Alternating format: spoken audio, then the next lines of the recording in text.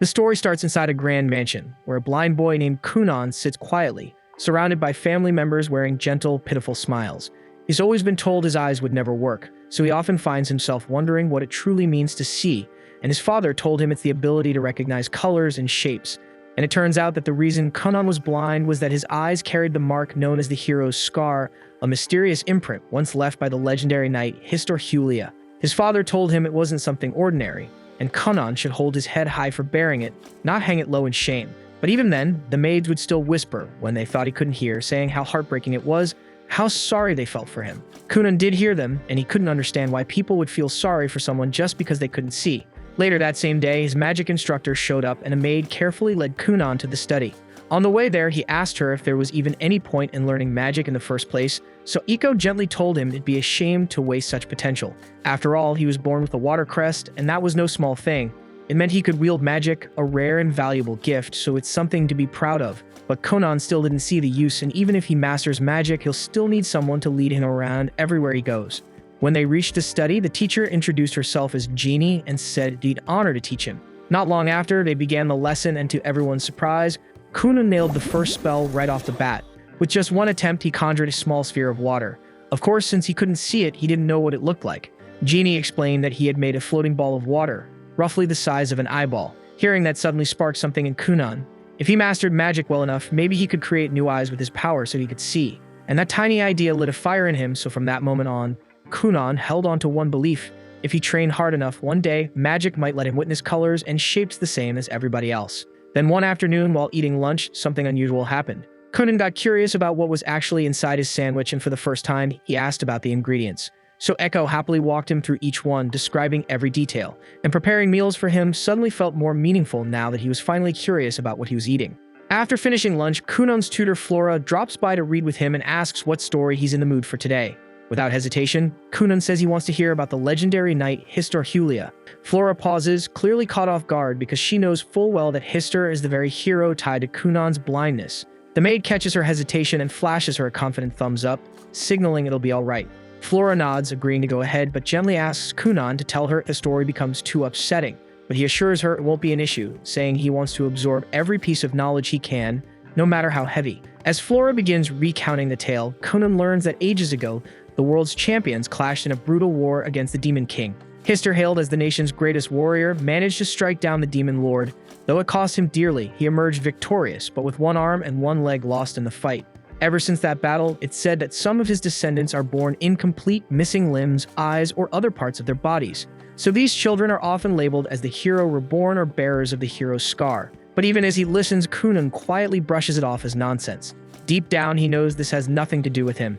His life isn't some echo of a heroic tale, it's his own, and what truly matters isn't a myth or a legacy, it's what he can accomplish through magic. He doesn't care about some legendary scar. What he cares about is unlocking the full potential of his power, and he's already made up his mind. He'll figure out a way to craft new eyes using magic, no matter what it takes. But the sheer amount of magical training he throws himself into eventually pushes his young body past its limits, and he ends up collapsing from total exhaustion. Iko rushes to his side and hurries him back inside to rest. Once he's had time to recover, Kunan, more determined than ever, realizes he has to step up both mentally and physically. And passing out from magic overuse just won't cut it for someone chasing a dream this big, so if he wants to wield magic for long stretches without faltering, he needs to toughen up his body as well. Iko suggests he start learning swordsmanship to build endurance and muscle, and also eat more to support his growth. Still, she warns him that everything needs to progress gradually, piling it all on too fast could do more harm than good. With his mind made up, Kunan dives into his new regimen under the guidance of Master Aro. The training is grueling and leaves him drained, but little by little, Kunan keeps up. The progress is slow, but it's steady, and that's what matters. When it's time for his magic lesson, Jenny arrives at the training field and Master Oro quietly steps aside to give them space. Jenny approaches and remarks how impressed she is to see him picking up swordplay on top of everything else. Kunan nods, confirming that he's been working at it, explaining that if he's serious about his goal, he's going to need a ridiculous amount of stamina to back it up. Genie had always seen Kunan as the quiet, brooding type, but today he feels entirely different. There's no trace of that empty look in his eyes. Now there's purpose burning behind them. They get started on their magic session, and Genie asks him to perform the same spell they practiced last time. Back then, Kunan had barely managed to conjure a single water orb, but now, without hesitation, he summons 7 of them at once. Jenny's stunned because she hasn't taught him any new techniques, yet he's managed to leap forward entirely on his own. That same afternoon, Princess Mirika, Kunon's fiancée, is set to visit. The idea of the meeting leaves her uneasy. Kunon's always been too withdrawn for her taste, and while she understands that this marriage is a matter of royal duty, the thought of being tied to someone so emotionally distant leaves her cold. But the moment she steps into the mansion, she notices something's changed. Kunon carries himself differently. He has a spark now, and their conversation flows in a way it never has before. He even shows off his progress in water magic, and to her surprise, she finds it genuinely fascinating. They spend the entire day together, and it turns out to be a surprisingly lovely time. On the carriage ride home, Mirika can't stop herself from blushing, her mind drifting back to the way he spoke, the way he smiled. And for the first time, she actually looks forward to seeing him again. As for Kunon, the encounter leaves him quietly reflecting. He realizes he's been overlooking Mirika all this time, taking her presence for granted. So with fresh resolve, he goes straight to Flora and asks her to teach him how to carry himself like a true gentleman, one worthy of Mirika's hand. That night, Jenny finds herself replaying Kunon's training session in her head. No matter how she looks at it, the fact that he effortlessly casts 7 water spheres at once is hard to ignore, especially since even she hasn't pulled that off before. It's becoming painfully obvious that Kunon has already mastered the fundamentals of water magic, which leaves her with almost nothing new to teach. Still, she needs to keep earning her paycheck, so she decides it's time to shift her teaching strategy. The following day, during their lesson, she introduces a new concept, breaking water magic down into separate stages, generating the water, suspending it in midair, and holding its form. To demonstrate, she conjures 2 orbs of water, one steaming hot and the other ice cold, then explains that real mastery comes from controlling the nature of the magic itself. That's what sets seasoned mages apart from novices. Kunon takes her words seriously and decides to test the method right away. He uses his magic to fill a cup with water, then hands it to Iko and asks her to give it a taste. She takes a sip, pauses, and then remarks that the water oddly tastes like apples. Jeannie keeps a straight face, but deep down she's fuming. Yet again, Kunon picked up something new almost instantly, before she even had the chance to break it down properly. That evening, Kunon doesn't sleep a wink. He stays up, training nonstop, determined to fully grasp the technique Jenny showed him. He focuses hard on visualizing apples, their shape, their fragrance, every little detail. He gets most of it right, but no matter how hard he tries, he just can't seem to picture their colors. This becomes a serious hurdle. If he can't imagine colors, then creating his own eyes through magic will remain out of reach. But Kunon doesn't back down and swears to keep trying, no matter how long it takes. By the next morning at breakfast, Kunon gives it another shot. He conjures a water orb and gently moves it above the apples sitting on the table. Suddenly, his body jerks upright and his eyes widen in disbelief. Iko rushes to him, concerned, and asks what's wrong. But Kunon's expression shifts to excitement as he blurts out that he can see colors. At first, Iko assumes he's just imagining things until he points to the fruit bowl and accurately calls out 2 green apples and 3 red ones. She checks, and when she realizes he's spot on, her eyes fill with tears of joy. Without a second thought, she throws her arms around him and squeezes tight, overjoyed at his breakthrough. Iko then rushes to deliver the incredible news to Kunon's father, explaining with excitement that Kunon can now use magic to see colors. She adds that the closer an object is and the more clearly defined its shape, the easier it is for him to identify its color simply by touching it. Even more astonishing, she mentions that this ability now lets Kunon read books by tracing the ink on each page and recognizing the color of the letters. Though he hasn't quite learned how to read words just yet, she's confident that it won't be long before he figures that out too. Kunon's father is overjoyed by the update and swells with pride, feeling like his son is finally making real, undeniable progress.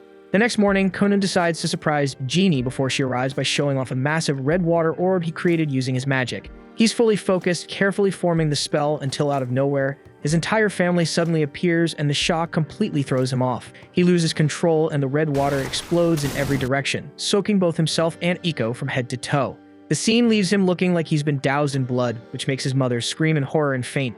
Kunon is left blinking in confusion, wondering what just happened, until Iko calmly explains that blood is red and seeing her son covered in it probably freaked his mom out a little too much. Kunon's father doesn't waste a second and sternly scolds his son for causing such a scare and declares that his allowance will be cut off for 2 whole months. Then he turns to Iko and announces that her pay will be slashed for 3 months straight. The moment those words hit her ears, Iko, who lives and breathes for her paycheck, passes out instantly. At the same time, hidden just out of sight behind a nearby bush, Jenny silently watches the entire scene play out. As she takes it all in, one thought crosses her mind. Kunon is far more gifted than she originally imagined, and at the pace he's growing, she can't help but believe he might one day earn the world's highest magical title, the legendary Cerulean Sorcerer. A few days later, Kunon's father brings up the idea of sending him to school. Hearing that, his older brother Ixio is caught off guard and points out that Kunon's never even set foot outside the estate. Gurion agrees but says that's exactly why he wants him to go, to help his little brother learn how to adapt to the real world. The moment hits Ixio with a flashback from when they were younger, back when he tried to guide Kunan outside to play. Kunan had been nervous, so Ixio offered to hold his hand the whole time. But just as he turned to lead him out, he tripped over the stairs and face-planted. Snapping back to the present, Ixio hides his nerves and assures their father he'll do everything he can to support Kunan. The following morning, Iko watches with amusement as Kunan plays around with a bowl of water. He explains that he enchanted the dish with magic and turned it into a fortune-teller's tool for fun. Iko jumps at the idea and asks him to use it to check if her long-lost youth is still alive. He grins and tells her she's still in her prime. Not done yet, she teases him by asking if he can tell her who her future husband will be. Kunan smirks and says that someone as gorgeous as her will never have a shortage of admirers. Flora watches the two bicker and banter and starts second-guessing whether it was smart to teach Kunan how to joke like that in the first place. Later, Flora starts a lesson with him, all while Kunan keeps cracking jokes like a pro. She wonders if he's headed down the path of becoming a shameless flirt, but deep down, she's just happy to see how much he's changed. His smile is brighter now, and his mood lighter. After the lesson wraps up, Iko takes him outside to meet his father. Feeling chilly, she asks him to conjure up some warm water balls. Kunan does so, but feels uneasy because he can't help but wonder why his dad would want to see him this late. Akko tells him not to worry since he hasn't done anything wrong, unless you count that blood explosion incident a while back. Kunan fires back that she's the one who talked him into it in the first place, but he admits it was kind of fun. Before long, they reach the main estate where the head butler, Balin, greets them. Not long after, Kunan's older brother shows up and leads the two toward their father's room. As they walk, his brother asks if Kunan needs a hand getting around. Kunan quickly shakes his head, reminding him he can sense his surroundings just fine now. His brother nods, though the memory of messing up last time still lingers in his mind. Shortly, they step into a room where both of Kunan's parents are already waiting. Once Kunan and his brother go inside, Iko and Balin stay outside the door. Then Gurion turns to Kunan and asks if he's open to the idea of attending a proper school. Kunan shuts it down immediately, saying he doesn't want to be a burden on others who'd have to look after him all the time. He adds that he's got something important he's working on at home and wonders if it's really that big of a deal not to go. Gurion explains that while it's normally mandatory for noble kids to attend school, he managed to get a special exemption from the Emperor so Kunan could stay home due to his condition. Kunan's not thrilled, he suspects favoritism and says as much, but Gurion waves it off and tells him to stay focused. He tries once more to get Kunan to change his mind about staying home, but Kunan dodges the subject and instead asks if he can get his allowance back. That sets Gurion off and the two of them dive straight into a heated back and forth. Thankfully, his wife steps in and reminds him why they're even having this talk. Regaining his composure, Gurion gets back on track and explains that this is about Mirika. He points out that any noble who skips their duties ends up shunned, and if she marries someone seen as uneducated, the backlash would fall on her too. That hits Kunan harder than expected, and after thinking it over, he finally agrees to give school a shot. Still annoyed by the whole situation, Kunan is at least a little comforted when Gurion clarifies that he doesn't have to attend full-time, just show up for the yearly advancement exams. As long as he shows up 5 times for tests, he'll qualify for graduation, and that bit of news actually lifts Kunan's spirits. Ixio jumps in to remind Kunan that both he and Mirika are upperclassmen, so they'll help him settle in. His mom perks up, excited at the thought of getting her son's uniform ready. She calls Iko, and the two of them head out to get Kunan's measurements with Ixio trailing after them. Gurion stops him just before he can leave, warning that some nobles might give Kunan and Mirika a hard time at school. Ixio takes the hint and assures him he'll keep an eye out and support his brother as best he can. The following morning, Kunan tells Mirika he's decided to enroll. She lights up, clearly happy that they'll get to spend more time together. Kunan admits he's a little nervous about being in a brand new place, so she tells him not to worry, she'll make sure he's taken care of. He thanks her, but can't help thinking that they might stir up some drama with her fanboys. When he brings it up, Mirika tries to brush it off like it's nothing, which makes Kunan suspicious. He asks if she's even popular at school, and she quickly sits up straighter, proudly saying that 5 guys have a crush on her. Kunan just sighs, realizing he'd better brace himself for dealing with some jealous punks. Afterward, Kunan slips into his uniform, getting ready for his first day at school. As he steps outside toward the carriage, Iko can't help but gush over how good he looks, and Kunan fires back with a smug joke about his irresistible charm before climbing into the carriage. But right before they set off, he casts a water-based spell to coat the wheels in a soft gel. After saying goodbye to his family, Kunan finally heads off toward the city.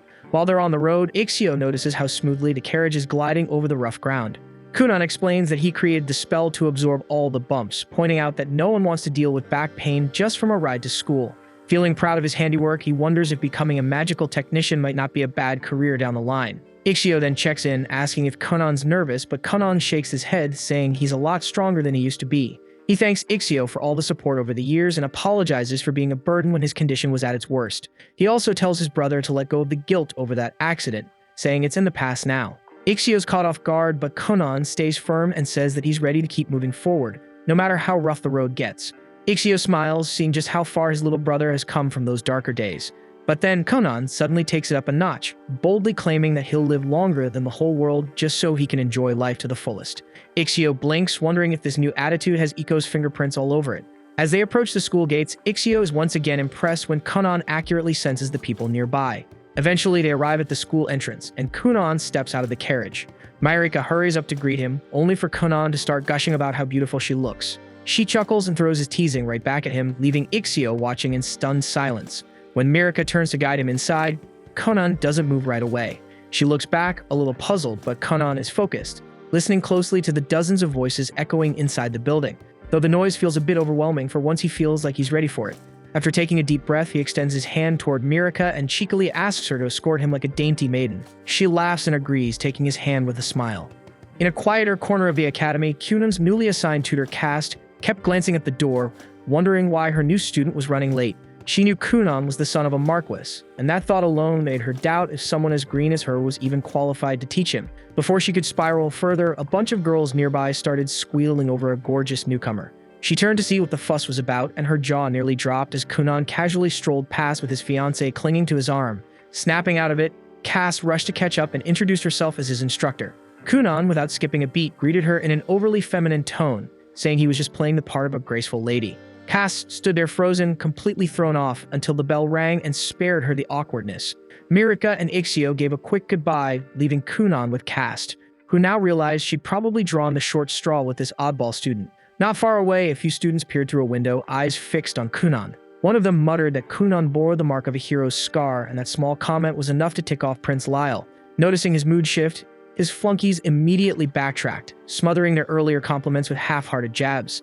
The prince then spun around and ordered them to follow him, clearly irritated. Back with Cast, she prepped a private room for Kunan's advancement exam. She asked if he understood the basics, and he gave a quick nod. She then went on to explain that although students usually had long breaks between exams, Kunan would be allowed to take as early. Kunan looked puzzled, so she added that his father had pulled strings with the king to make it happen. Kunan casually mentioned that his father was actually pretty tight with the king. Still, he couldn't shake off the guilt that his dad had to use favoritism to pave his way. He turned to Cass and apologized for putting pressure on the school because of his status, but she just acted like she didn't hear it.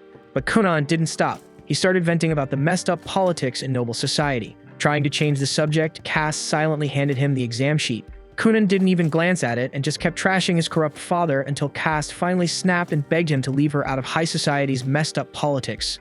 Sometime later, Cass sits down alone with Kunan's exam papers.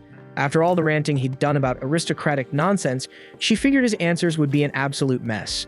But the moment she starts reading, her eyes widen in disbelief because he didn't just do well, he aced the entire thing. Meanwhile, Kunan strolls over to the cafeteria to grab lunch with Mirika. But just as they arrive, Prince Lyle and his entourage block their path. Lyle calls out to his sister, and Mirika immediately starts fidgeting with her clothes, clearly nervous. Curious who's trying to stop her, Kunan steps forward and comes face to face with the prince. A few paces behind, Ixio approaches and freezes at the sight of a noble confronting his little brother. Lyle wastes no time and throws a jab at Kunan, mocking him for getting engaged to Mirika, despite his disability. Mirika's heart sinks, but she can't bring herself to defy her older brother. Kunan picks up on her silence and without a word decides Lyle needs to be taught a lesson. Before he can act though, Ixio steps in and tries to defuse the situation. But Lyle is already fired up and snaps at him to back off, so Ixio stands there, unsure of what to do. In the meantime, Kunan secretly casts a spell, drawing moisture from the air and nearby drinks, then sends it surging into Lyle's pants. Kunan then casually points at the growing wet patch and blurts out that the prince might want to check his trousers. The crowd around them goes dead silent before a ripple of gasps spreads through the room. Lyle panics and swears he didn't wet himself, but the damage is done, and with a red face, he storms off to clean up. Ixio, already suspicious, turns to Kunan and asks if that little trick was his doing. Kunan just shrugs and feigns innocence, pretending he's just as clueless as everyone else. With the drama behind them, the three of them finally sit down for lunch. While munching on his food, Kunan asks who that jerk was, and Mirika quietly tells him that Lyle is her older brother. Kunan feels bad for her, wondering why someone like that would treat his own sister so badly. He looks over at Ixio and thanks him for always being a good brother. Ixio forces a smile, but inside he's freaking out because Kunan just publicly humiliated a member of the royal family. Mirika tries to brush it off and tells him not to stress, but Ixio knows deep down that trouble's coming. And somewhere nearby, Lyle storms through the hallway, seething over what just happened. And while Kunan and his group were eating, the conversation quickly shifted to what happened earlier. Everyone's still puzzled over why Lyle confronted them so directly, not even bothering to hide how aggressively he was acting. Mirika chimes in first, guessing that Lyle's outburst was his way of trying to assert dominance over her. She reminds them that Lyle is the 6th prince, while she's only the 9th princess, meaning by default, she ranks beneath him in the royal line. But now that she's engaged to Kunan, things aren't that simple anymore. Kunan carries the legendary hero's scar and has already proven himself as a skilled sorcerer, so her position in the eyes of the nobility has shot up fast. And now that Kunan has officially stepped into high society, it's fair to say that both he and Mirika now outrank Lyle socially. Kunan scratches his head, admitting that all this royal hierarchy talk is way too confusing for him to wrap his head around. Mirika laughs and tells him that none of it really matters. What's important is that she's happy to be with him. That makes Kunan smile, and he says he's glad to hear it. Still, he suggests maybe he should go apologize to Lyle just to avoid unnecessary drama later. But the second he says it, both Mirika and Ixio jump in to shut him down, telling him absolutely not to even consider doing something that's stupid. Time flies by, and soon the day of Kunan's final exam rolls around. Before heading out, he fits in a quick training session with Jenny. During the practice, he summons a floating ball of water and then cleanly morphs it into a solid orb of ice shaped exactly like an apple. Jeannie raises her eyebrows, clearly impressed, and remarks on how much he's improved in such a short amount of time. That afternoon, Kunan arrives at the academy, mentally prepping himself for the final test. As he takes in the atmosphere, he can't help but feel a little fired up because this place really looks and feels like a proper school now. Professor Cass walks up to him and wishes him luck, though she adds with a grin that he probably won't even need it, considering how sharp his skills are now. Soon after, a group of students gathers and asks Mirika to introduce her fiancé. Taking the hint, Kunan politely steps forward and introduces himself as both Mirika's fiancé and Ixio's younger brother. With a warm smile and respectful tone, he greets the group, saying it's a pleasure to meet them. His words and manners leave a strong impression, and in no time, everyone around him starts to think Kunan might just be the definition of a true gentleman. Meanwhile, Lyle stands off to the side, gazing silently out the window, already plotting his next move. His scheming is cut short when a few students call out to him, telling him to hurry because the final exam's about to start. Lyle scoffs, replying with a smug tone that he'll show up whenever he damn well feels like it. The others, clearly nervous, remind him that the exam is being held all at once, so if he doesn't come now, he's out. He turns to look at their faces and immediately feels his temper spike. Just by the way they're looking at him, he knows they've been talking crap behind his back, too spineless to say it to his face. That realization only pisses him off more, but right before he can unleash anything, Kunan suddenly steps up with a bright smile, grabbing Lyle's hands like they're old friends. Beaming with energy, Kunan cheerfully introduces himself, saying they didn't really get the chance the other day. Caught completely off guard, Lyle yanks his hand back and snaps, asking who the hell gave Kunan permission to speak to him, let alone touch him. Kunan quickly apologizes, but instead of backing off, he just keeps complimenting Lyle with genuine admiration. One praise after another, and before Lyle even realizes it, his face starts turning red. He tries to hold his expression, but the redness gives him away. The other students can't help but crack up, completely shocked to see Lyle flustered like that, as it's a side of him no one expected to see. Moments later, everyone settles into their seats and the final exam begins. Time passes quickly, and when it's over, Professor Cass steps in front of the class to announce the results. Instead of writing names or numbers, she simply draws a flower on the board, her way of saying everyone passed. The classroom bursts into cheers as students congratulate each other, relieved and overjoyed to have cleared the exam. With everything wrapped up, Kunan hops into his carriage and waves goodbye, telling the others he hopes they'll meet again someday. As soon as he returns to the mansion, he jumps straight back into training with Jenny. She tells him to make a ball of water and split it into 10 equal parts. Kunan does it effortlessly and adds that he's been working on something new. With a grin, he transforms one of the water balls into a small bird, and it flaps its wings and takes off into the air. Jenny watches, stunned and speechless. A few seconds pass before she drops to her knees, realizing with a heavy sigh that there's barely anything left she could teach him. Not long after, the two sit down for a quiet tea break. That's when Jenny finally gathers the courage to be honest with him. She tells Kunan flat out that she truly has nothing left to teach him. According to her, he's already mastered every form of basic magic, and once he moves on to more advanced spells, he'll easily leave her in the dust. She confesses that it's been like this for a while now. She just kept throwing together odd little exercises, hoping to stay useful somehow. The moment she says that, Kunan bolts upright in protest. He tells her he's known for a while, but it was those very exercises, random or not, that helped him expand his magic. He insists that without them, he never would reach this level. Then he suddenly asks if she's trying to walk away because the pay isn't good enough, and says if that's the problem, he'll just tell his dad to give her a raise. But Jeannie shakes her head, her tone quiet but firm. She tells him it's the opposite.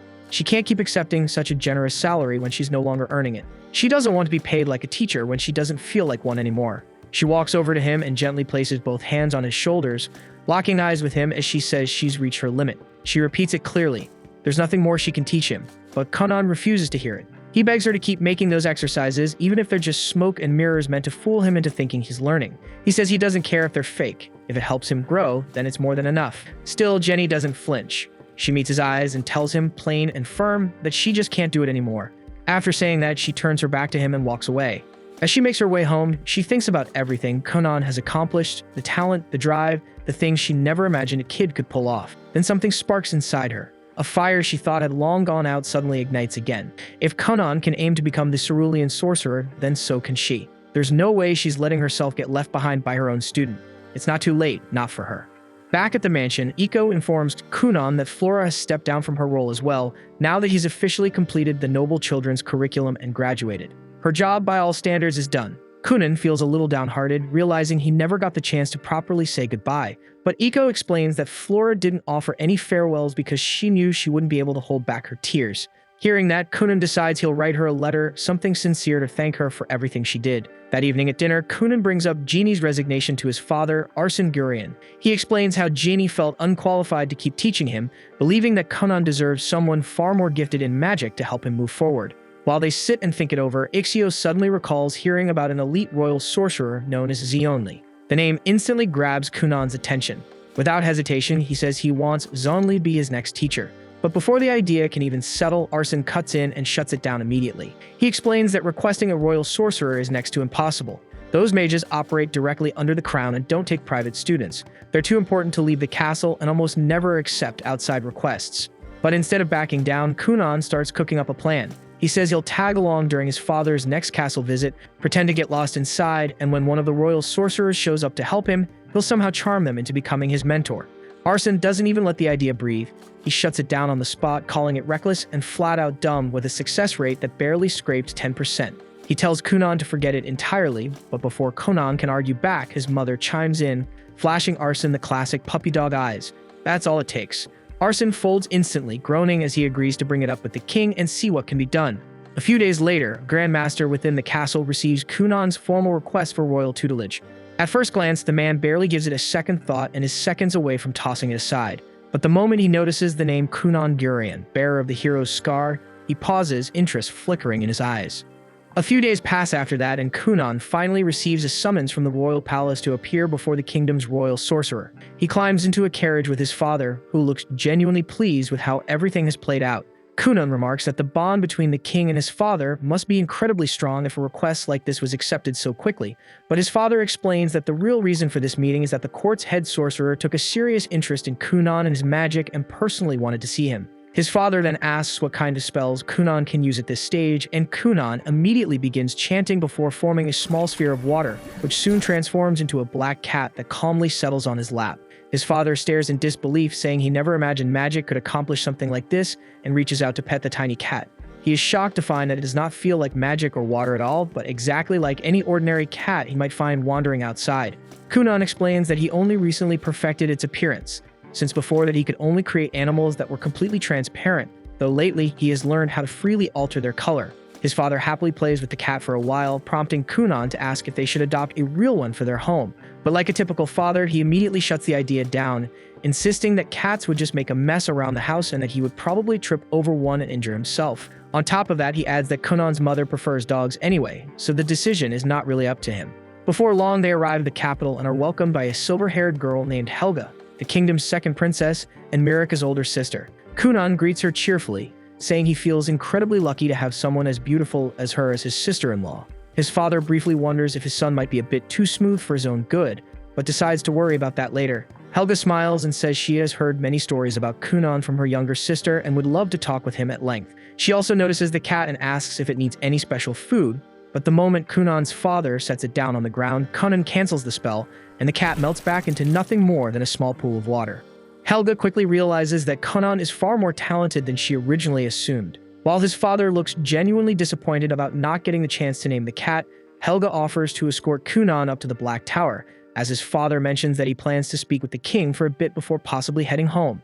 Kunan tells him not to worry, saying that after visiting the Black Tower, he's thinking about meeting up with Mirika and maybe taking her out somewhere. His father tells him to enjoy himself and promises to have a carriage prepared whenever Kunan decides to return. Helga soon leads Kunan toward the Black Tower and casually asks whether he's fine walking on his own or if he needs any help. Kunan says he's completely fine, then immediately starts bombarding her with questions that leave her utterly confused, since every one of them is insanely complex when it comes to magic. She tells him that she can't possibly keep up with such a deep discussion while walking and instead asks if he knows how many children the current king has. Kunan admits he never really thought about it, so Helga explains that the king is an absolute powerhouse who has 7 princes and 10 princesses. She herself is the 2nd princess, while Mirika is the 9th. But what makes their kingdom especially unique is that the line of succession doesn't follow the usual rule where the eldest son automatically inherits the throne.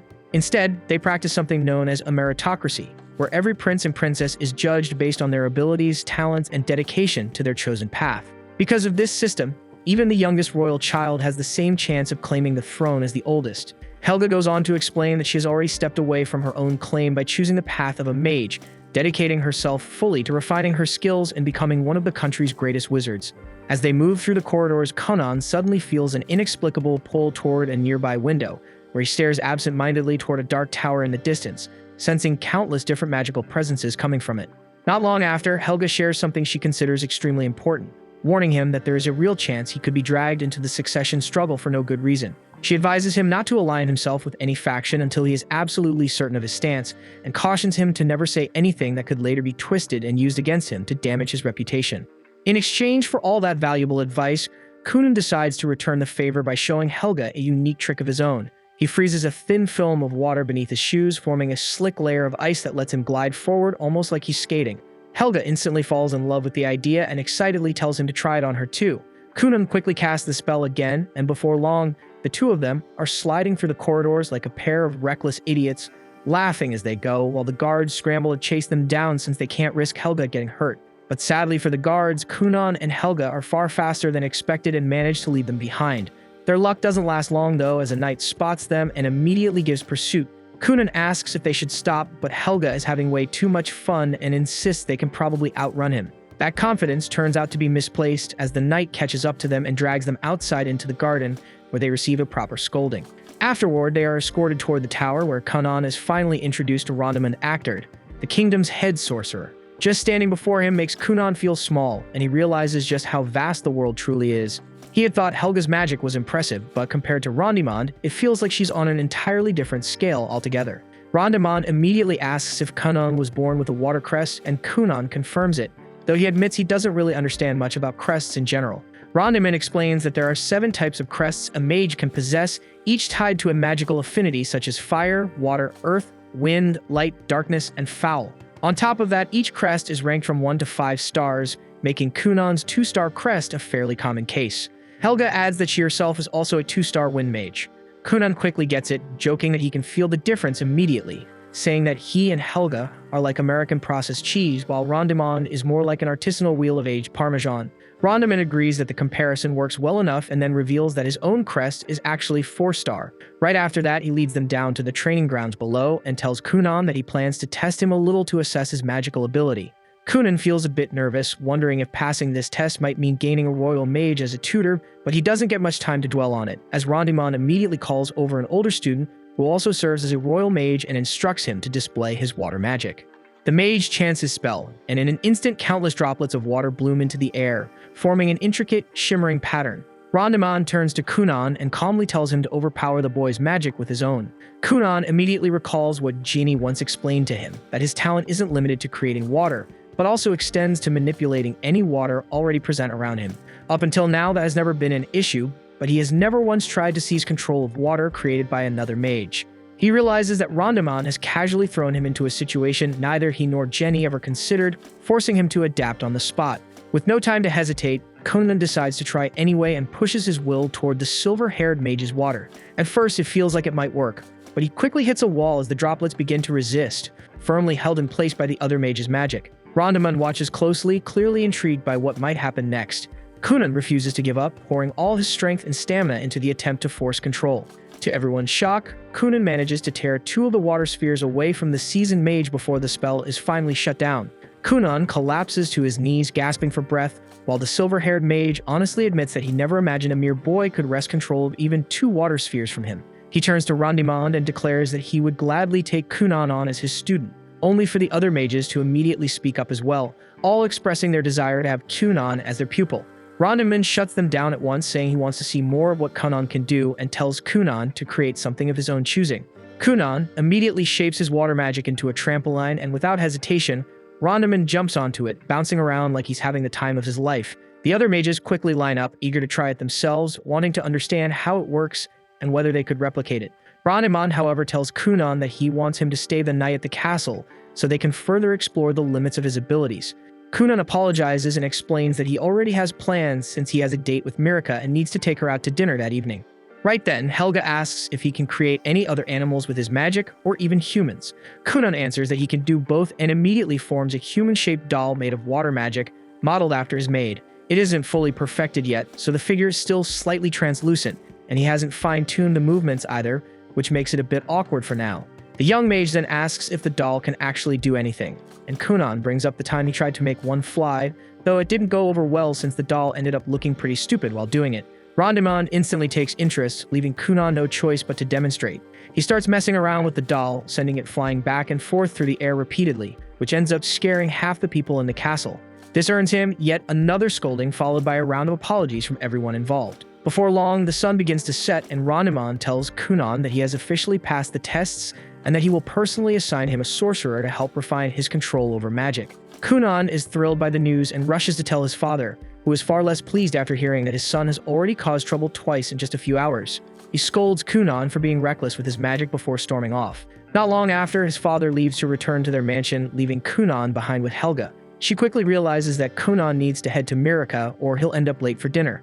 Helga suggests that they use magic to get there faster, otherwise they won't make it in time, so they decide to try a little experiment. Kunan creates a large bubble of water, and Helga uses her wind magic to push it forward, sending them soaring through the sky like they're riding a magic carpet, reaching the area near Mirika's chambers in no time at all.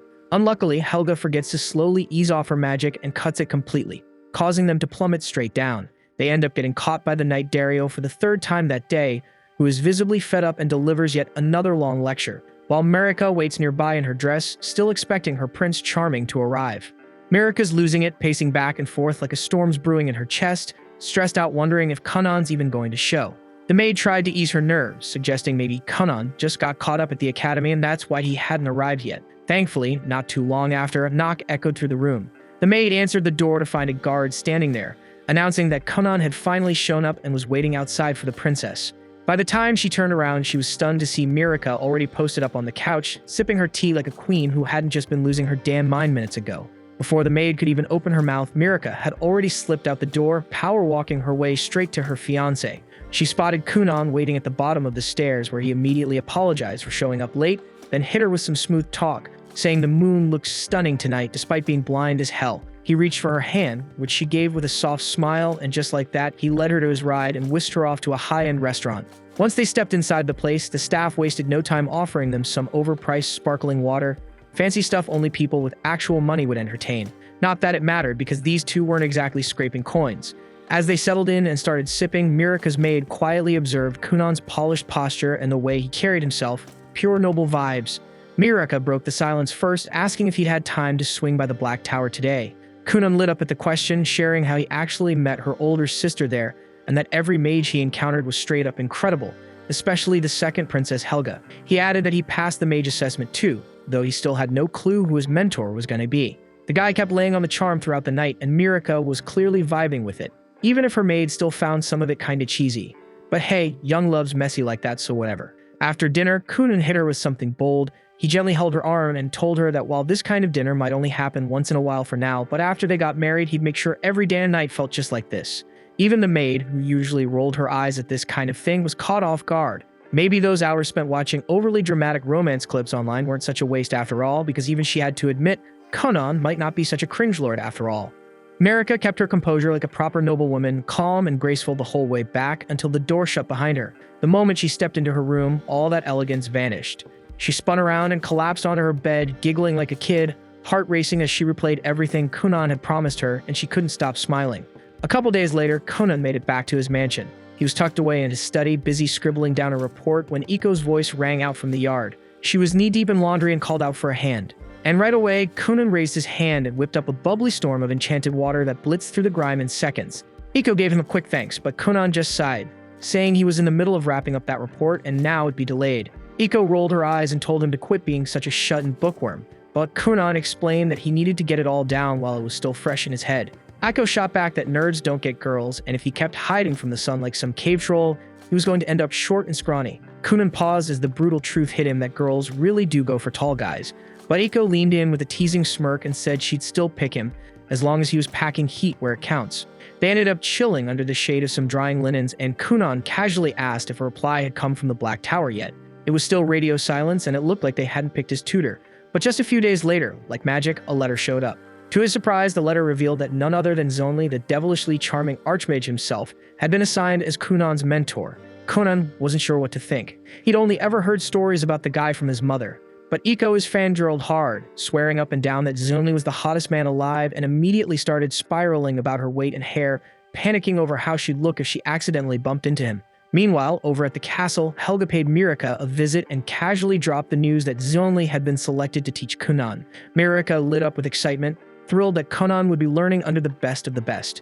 Helga, on the other hand, let out a sigh and admitted that she had secretly wanted the job. Kunan was way more fun than most students, and teaching him would have been a blast.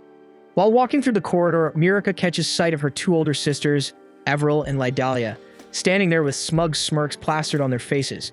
She halts instantly like a deer in headlights, but luckily Helga's right by her side, which helps her keep it together. But Eve just has to open her mouth, pretending she's concerned while clearly trying to stir shit, throwing a jab about how everyone's been buzzing about Kunan lately. Then she drops the bomb, saying they're not even married yet, just engaged, so Kunan technically still has the freedom to fall for any other princess he fancies. That jab hits Mirika right where it hurts, making her visibly uncomfortable. But Helga doesn't let it slide, and she claps back without hesitation, calling both sisters washed-up F-tier nobodies, saying even if Kunan had working eyes, he still wouldn't waste a glance on them. That shuts them up real quick, their cheeks burning red with rage before they storm off, snapping that Helga should stop acting like a thug and try acting like a proper princess for once, especially since she's already been written up by a knight 3 times. Back at Kunan's estate, he's sipping on tea with Iko, his mind drifting as he tries to picture what his new teacher might be like. Meanwhile, Iko's off in her own world, blushing hard just thinking about Zonli and how she'll finally get to see him in person. Out of nowhere, a carriage pulls up outside. Mirika steps out first, catching Kunan completely off guard with her surprise visit, but he doesn't waste a second before turning on the charm, laying it on thick about how he needs mental prep to handle being near someone so beautiful. What he doesn't realize is that Zonli is still sitting inside the carriage, silently listening to every cringeworthy line, wondering what kind of mess he just got himself dragged into. Kunan, of course, is still going off, even making weird comments about how Mirika probably changed her soap. Eventually, Zonli's had enough and steps out of the carriage. Kunan freezes and instantly picks up on the overwhelming shift in presence and knows without a doubt that this man is Zonli. Echo, meanwhile, is having a silent meltdown, but Kunan's too focused on the pressure rolling off Zonli like a storm cloud. His magical aura alone is enough to rattle anyone, and Kunan instantly knows that this guy isn't just strong. He's on a whole different level, leagues beyond any mage Kunan met at the Black Tower, and he might even be stronger than the Grandmaster himself. Mirika notices the look on Kunan's face and asks him if something's wrong, but he brushes her off and steps forward to greet Zonli, introducing himself properly. Zonli casually shrugs and says he couldn't care less, making it clear he has zero patience for bratty kids. Akko, meanwhile, is baffled how a mage can be this damn rude, yet somehow that bookworm brain of hers finds it kinda attractive. Zonli doesn't sugarcoat it.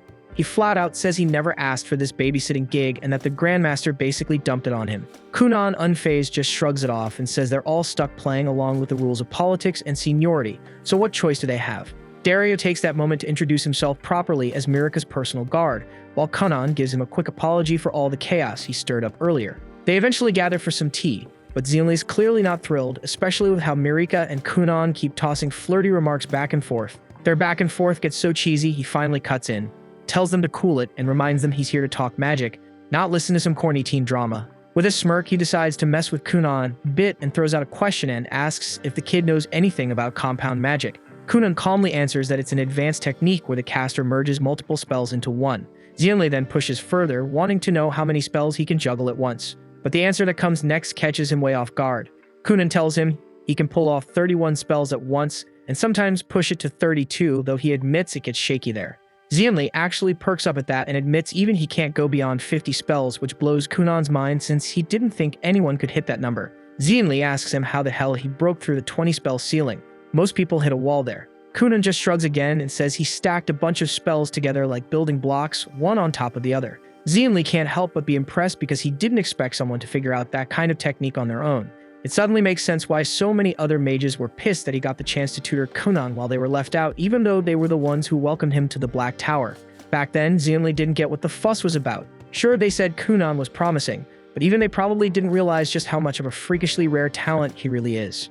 Xianli finally starts giving a damn and stands up from his chair, telling Kunan to prove he's not all bark and no bite because he's not about to waste his time on a kid who can't back up his big talk. Then, without blinking, he tells Kunan to grovel and beg him to become his tutor. Mirika instantly thinks there's no way in hell Kunan would ever lower himself like that, only to be proven hilariously wrong as Kunan folds instantly, calling Xianli the greatest sorcerer alive, going on about how amazing he smells, and even joking that a straight guy like him could totally fall for a dangerously hot mage like Xianli. Xianli, creep the hell out, tells him to cool it and zip it before things get any weirder. Then to test the little freak, he raises his hand and casts a spell, and suddenly a thick wall of dirt rises up from the ground. He tells Kunan to destroy it if he can, using whatever tricks he's got.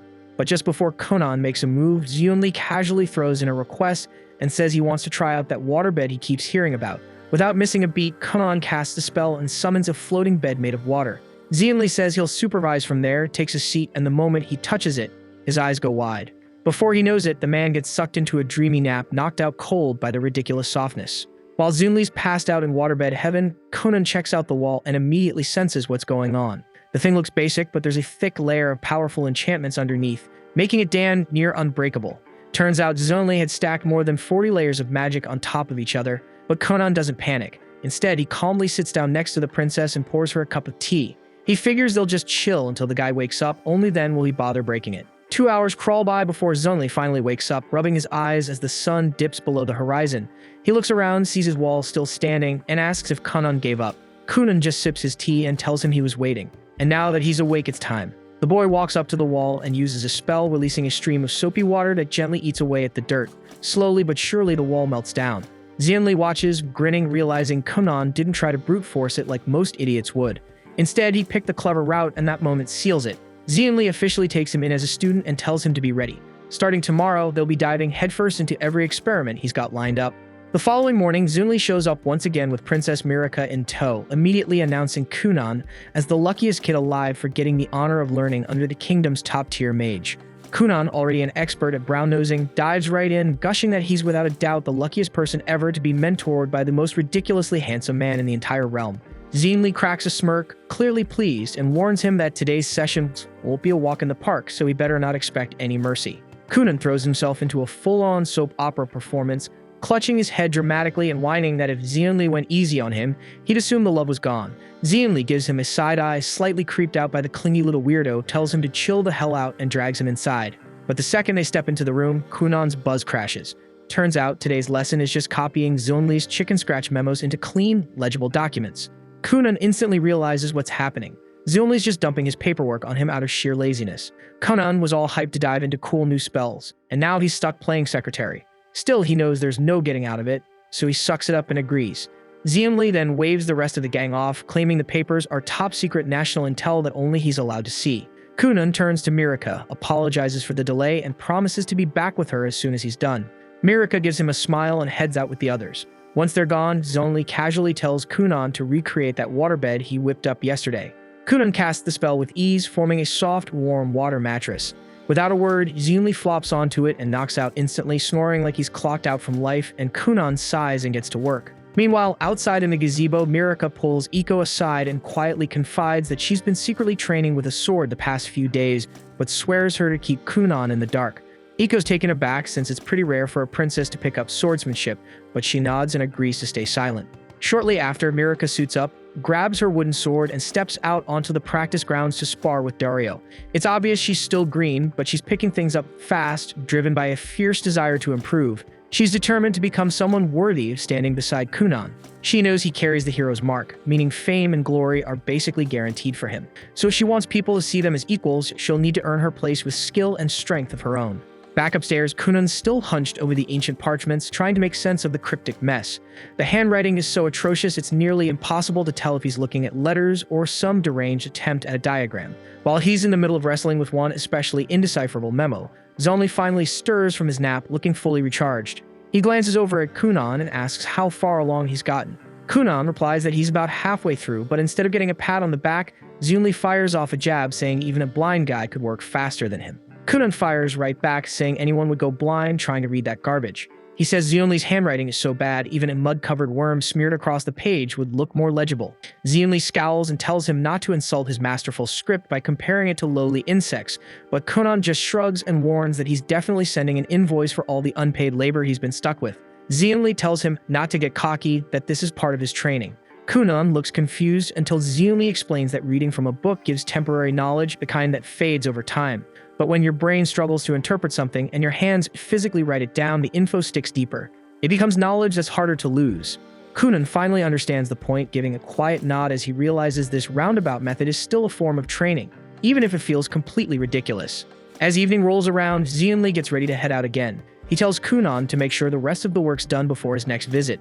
But just before he steps out, Kunan stops him and asks about some weird-looking markings on one of the memos, and they kind of look like a spell. Zionli pauses, thinking it over, and says it'd be faster to show than explain. He tells Kunan to swing by the capital next time, and he'll demonstrate it in person. Kunan lights up at the idea and immediately spins toward the princess, promising that he'll see her again soon. The following morning, Kunan makes his way back to the capital and gears up to enter the Black Tower once more. As soon as he shows up, the royal mages swarm him, excited to see him again and throwing out a barrage of questions. But before he can get a word in, Zionli appears and tells him to follow. Helga stops Zionli with a horrified look and asks if he's seriously planning to take Kunan into that room, the demon room, but Zionli doesn't bother with an answer. He just turns to Kunan and tells him to summon the water bed.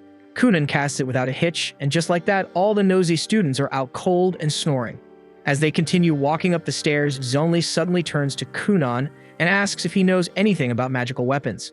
Kunan answers that magical weapons are special gear capable of channeling a user's magic. Zionli nods in approval and explains that there are mages out there whose sole job is to craft magical weapons specifically for the royal magicians. With that, he opens the door to his study, revealing a space buried in layers of dust and littered with scrolls from wall to wall. Kunan's eyes light up, practically buzzing with excitement as he dives into the mess, flipping through scroll after scroll, stumbling across tons of spells he's never seen or tried before. As he digs deeper into the pile, he finds a rare magic book, one that's only handed out to elite royal mages, and proudly announces that he's about to pull some good old-fashioned nepotism to get his hands on it. He spins around, grinning, and tells Zionli that he wants to stay here forever. Zionli chuckles and tells him he doesn't need to live there because one day the whole place could be his if he wants it. Then he shifts focus to a box in the center of the room, explaining that he's been developing a magical device for months, and the diagram Kunan saw yesterday was actually a blueprint of that very invention. Kunan steps forward and opens the box, only to find nothing inside. Baffled, he looks up at Zionli and asks what this thing's even supposed to do. Zionli explains that he's working on a machine that can give people whatever they want without lifting a finger. For example, if someone wants an apple, the machine would produce it.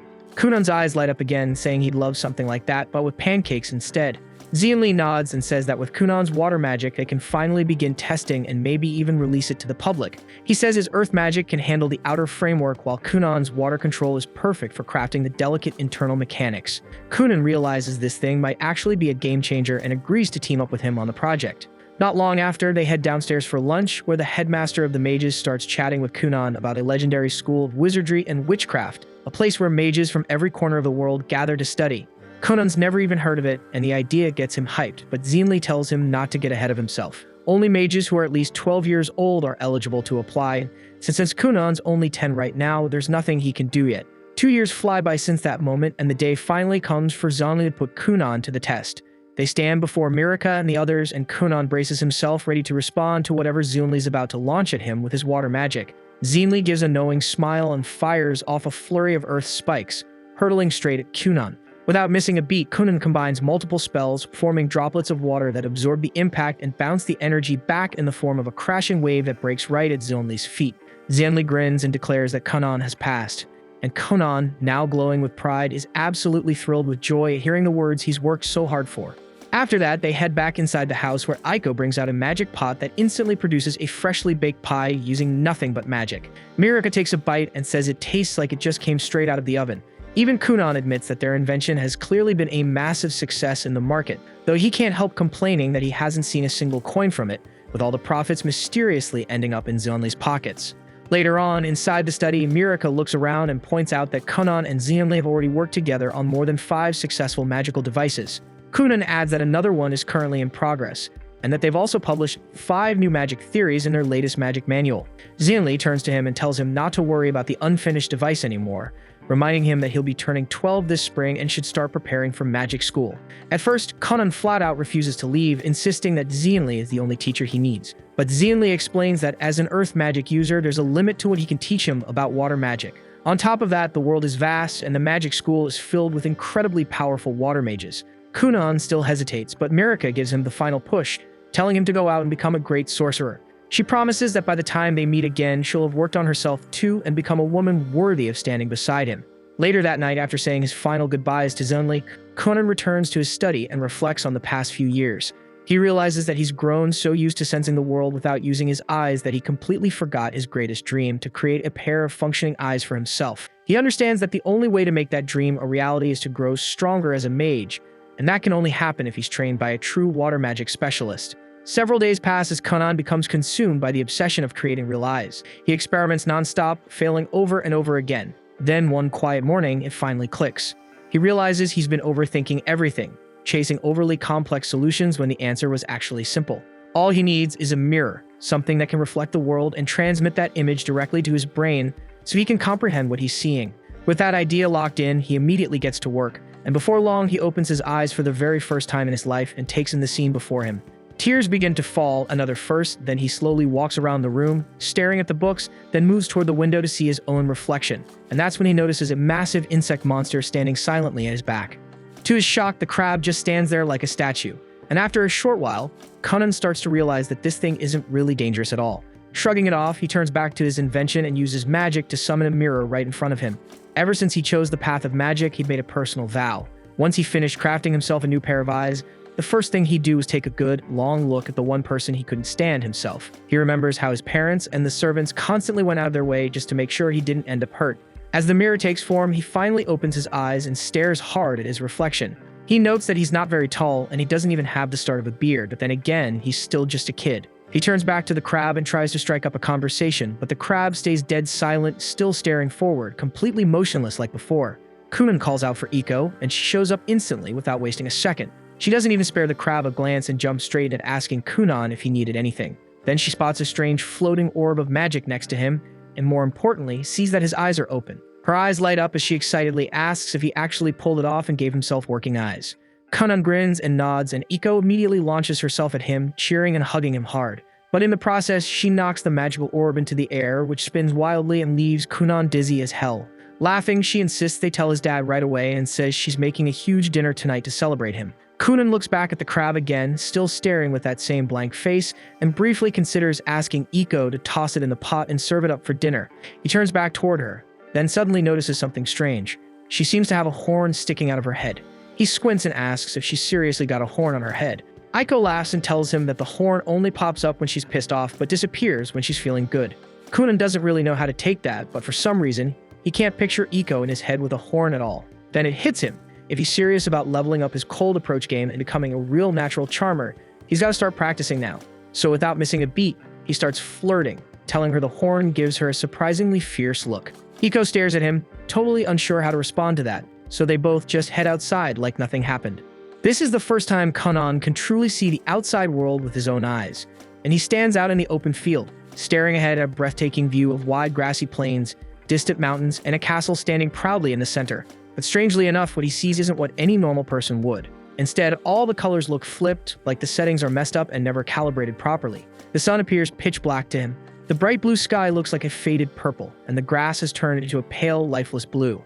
Even Kunan feels uneasy because none of the books ever mention a black sun or a purple sky, and something clearly feels off. Iko walks up behind him, helps him put on a cloak to shield him from the cold, and tells him they should head toward his parents' manor to share the good news. Kunan finally decides to ask the question that's been bothering him for a while and asks if she can see the giant crab standing right behind him.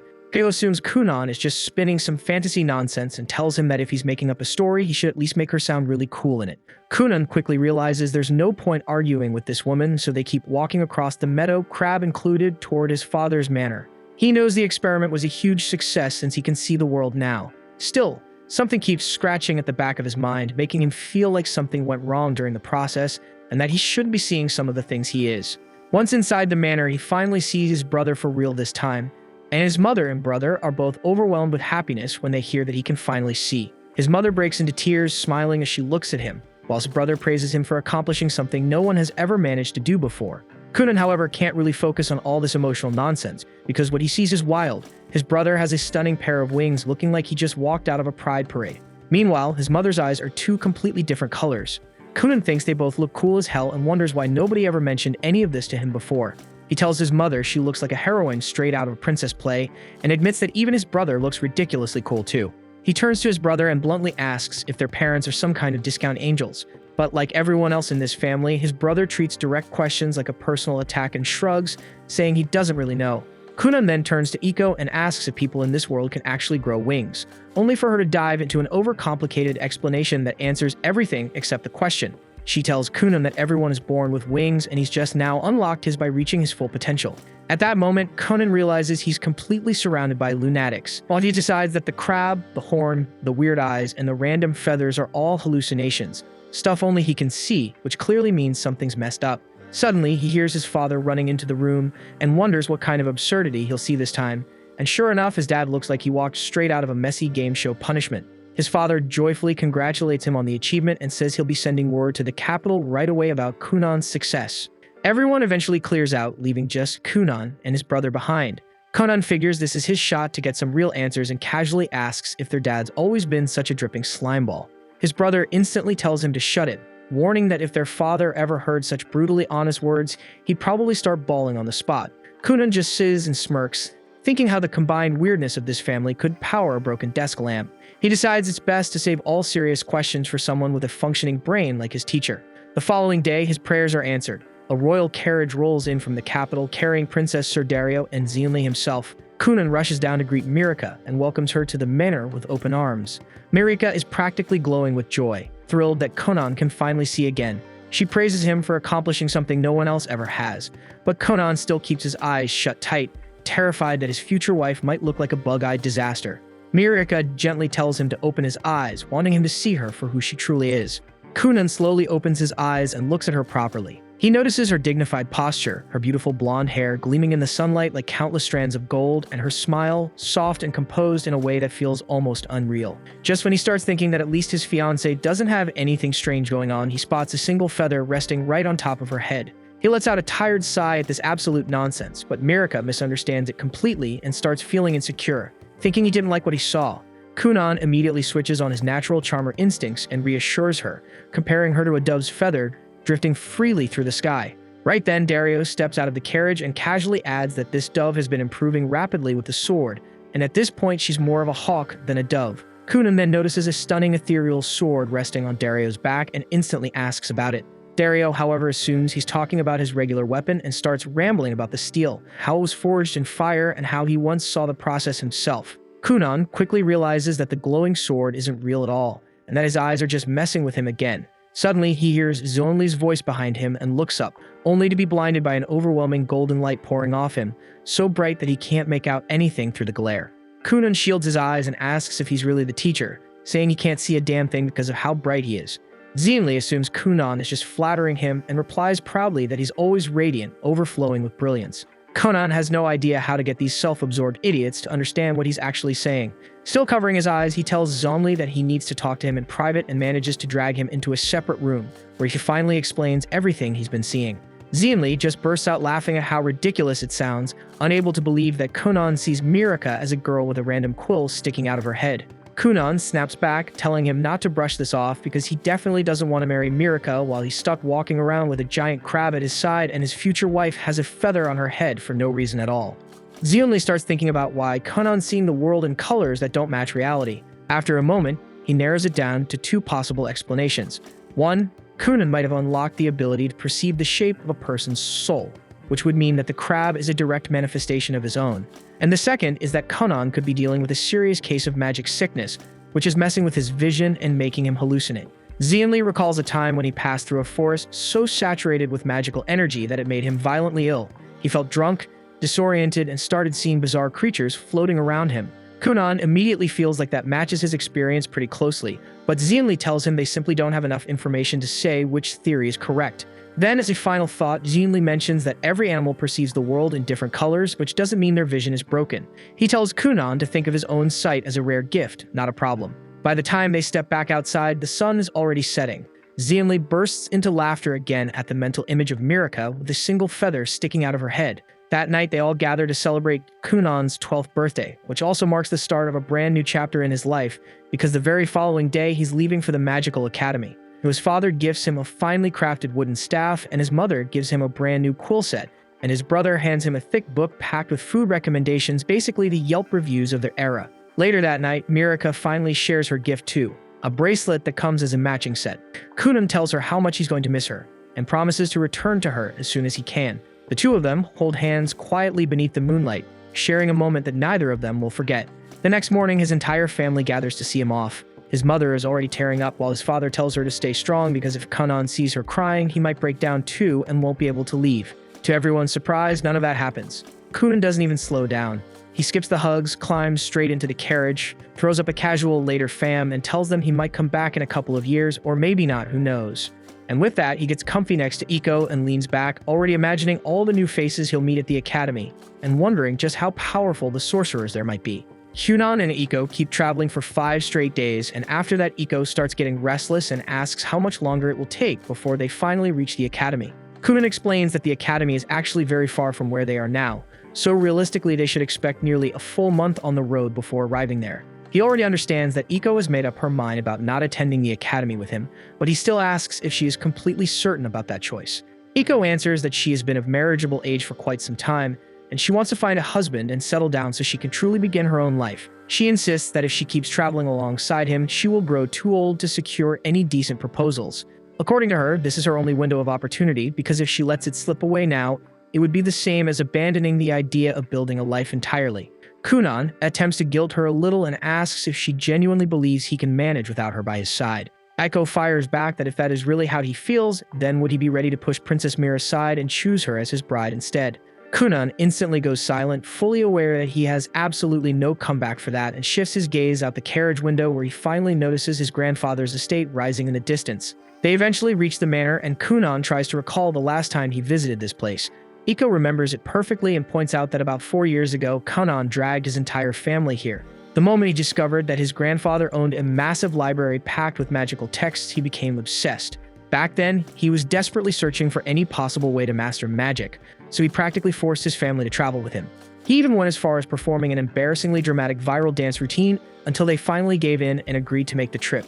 Kunan grins when the door behind him swings open and his grandfather steps out cheerfully with his arms wide, declaring that he missed him terribly. Kunan matches the enthusiasm and runs straight into his embrace, and the two of them begin hugging tightly. Kunan then glances with his magical eye and sees his grandfather with several demonic horns on his head, then mutters with a hint of sarcasm that his grandfather looks like a devil, while his mother is an angel. His grandfather then announces that to celebrate Kunan's acceptance into the Magical Academy, he will purchase absolutely anything he desires as a gift.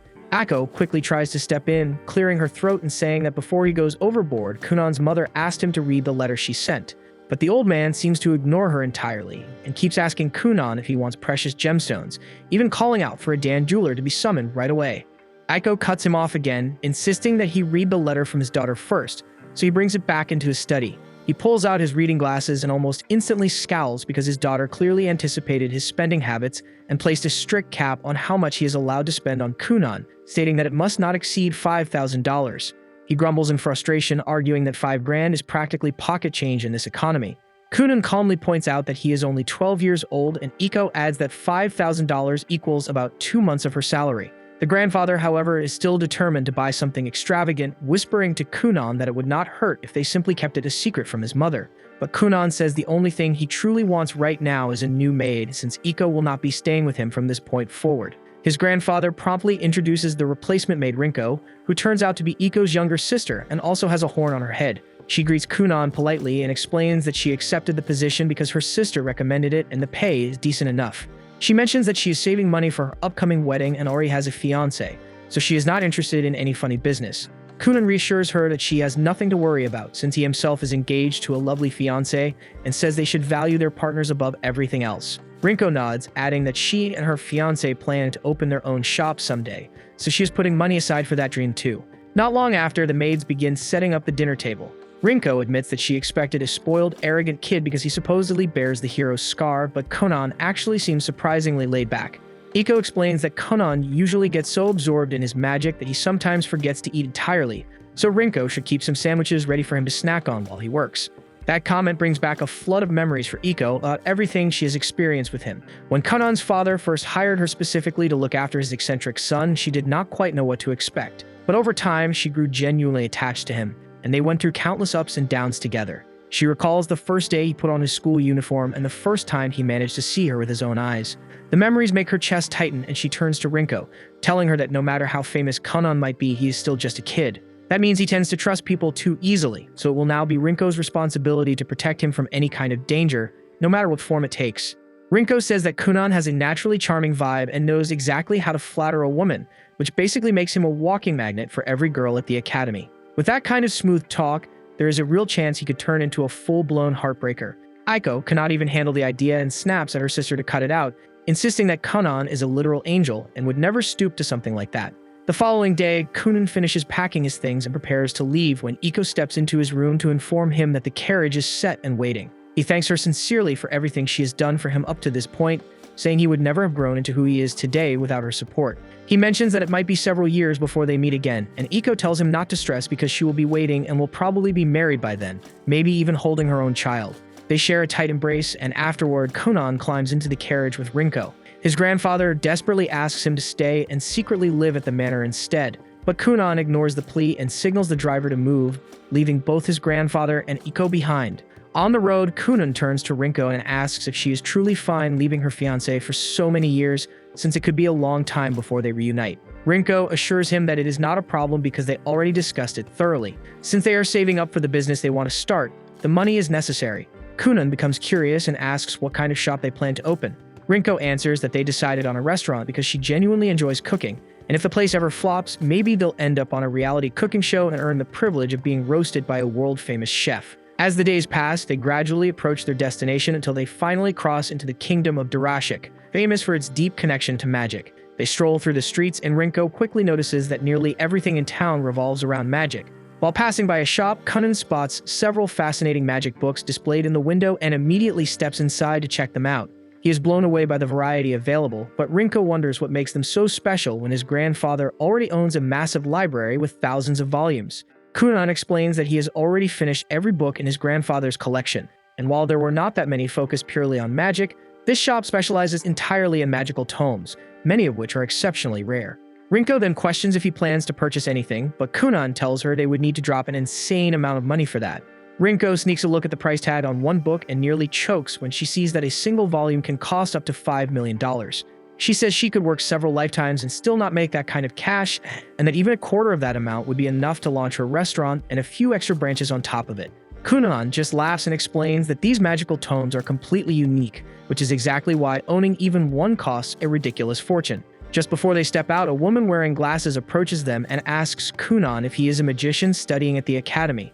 Kunan gives her a polite smile and says he is only an applicant for now. The woman looks intrigued and asks him to demonstrate what kind of magic he can perform. Kunan decides to show off a little and conjures a tiny cat with his magic. The move lands perfectly because she instantly scoops the cat up and starts cuddling it, saying it is one of the most adorable things she has ever seen. Kunan asks if she is a magician too, but she replies that she was not blessed with enough talent for it. Still, she adores magic, so she chose to work in this field anyway. She adds that this year in Durashik will be especially intense because the saint from the Holy Kingdom is enrolling at the academy as well. Then she brings out a book, claiming it is a first edition written by the legendary sorcerer Xianli, and says she is willing to sell it to him at a generous discount, but Conan politely refuses and walks out with Rinko. She questions why he turned down such a good deal, but Conan calmly answers that the book was most likely a copy he personally produced back when he was collaborating with Xianli himself. Afterward, they step into another shop that sells every kind of clothing imaginable. Rinko begins trying on different outfits while Kunan runs his hands over the fabrics, carefully feeling the textures.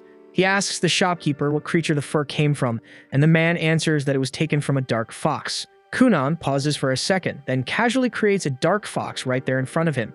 The shopkeeper nearly jumps out of his skin because the animal feels completely real to the touch, which leaves him utterly baffled. So Kunan explains that he can reproduce anything as long as he understands exactly how it feels. The shopkeeper's mind starts wandering, and he awkwardly asks if Kunan could make a woman for him too. That comment sets Rinko off, and she snaps at the desperate guy to control himself, flat out calling him an insult before storming out of the store.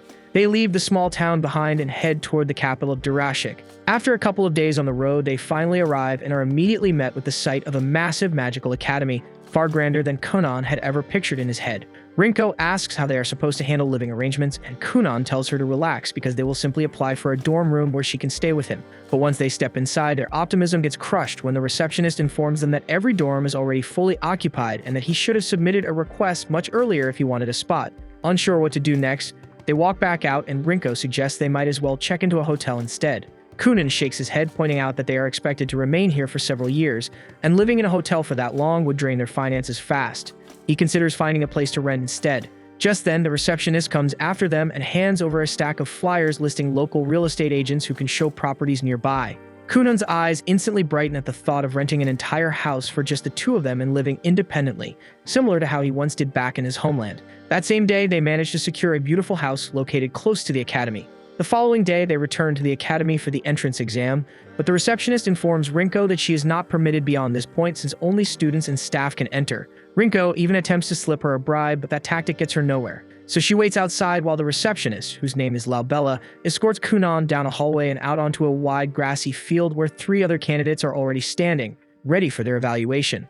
Kunan forms his magical eye and scans the other candidates, noticing that each of them carries some kind of unusual hidden trait. Still, his attention locks onto the girl standing off to the side because there is something different about her. He approaches her and casually asks whether she is the saint from the Holy Kingdom, and she admits that she is, though she looks puzzled about how he even knows that since they have never crossed paths. Kunan explains that he simply wanted to speak with her because she is the first light attribute mage he has ever encountered in person, and he is eager to understand everything he can about that element. The saint sees no reason to humor him, firmly stating that light magic stands above every other branch of magic, so as a water mage, there is nothing he could possibly gain from her. The other applicants exchange confused glances at that claim because magic does not actually operate on any kind of ranking system.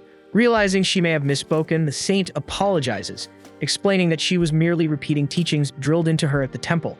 While she has everyone listening, she also offers an advance apology, admitting she has been told she lacks many of the emotional responses most people naturally have. So even if she is speaking normally, she might unintentionally offend someone.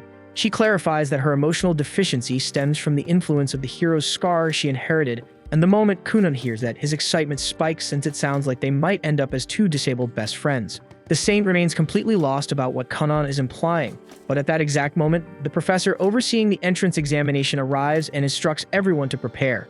Kunan studies Professor Surf and immediately senses that the man possesses serious power, and Sifi is powerful too. However, her defining trait feels slightly unimpressive since it amounts to nothing more than several rats clustered around her feet.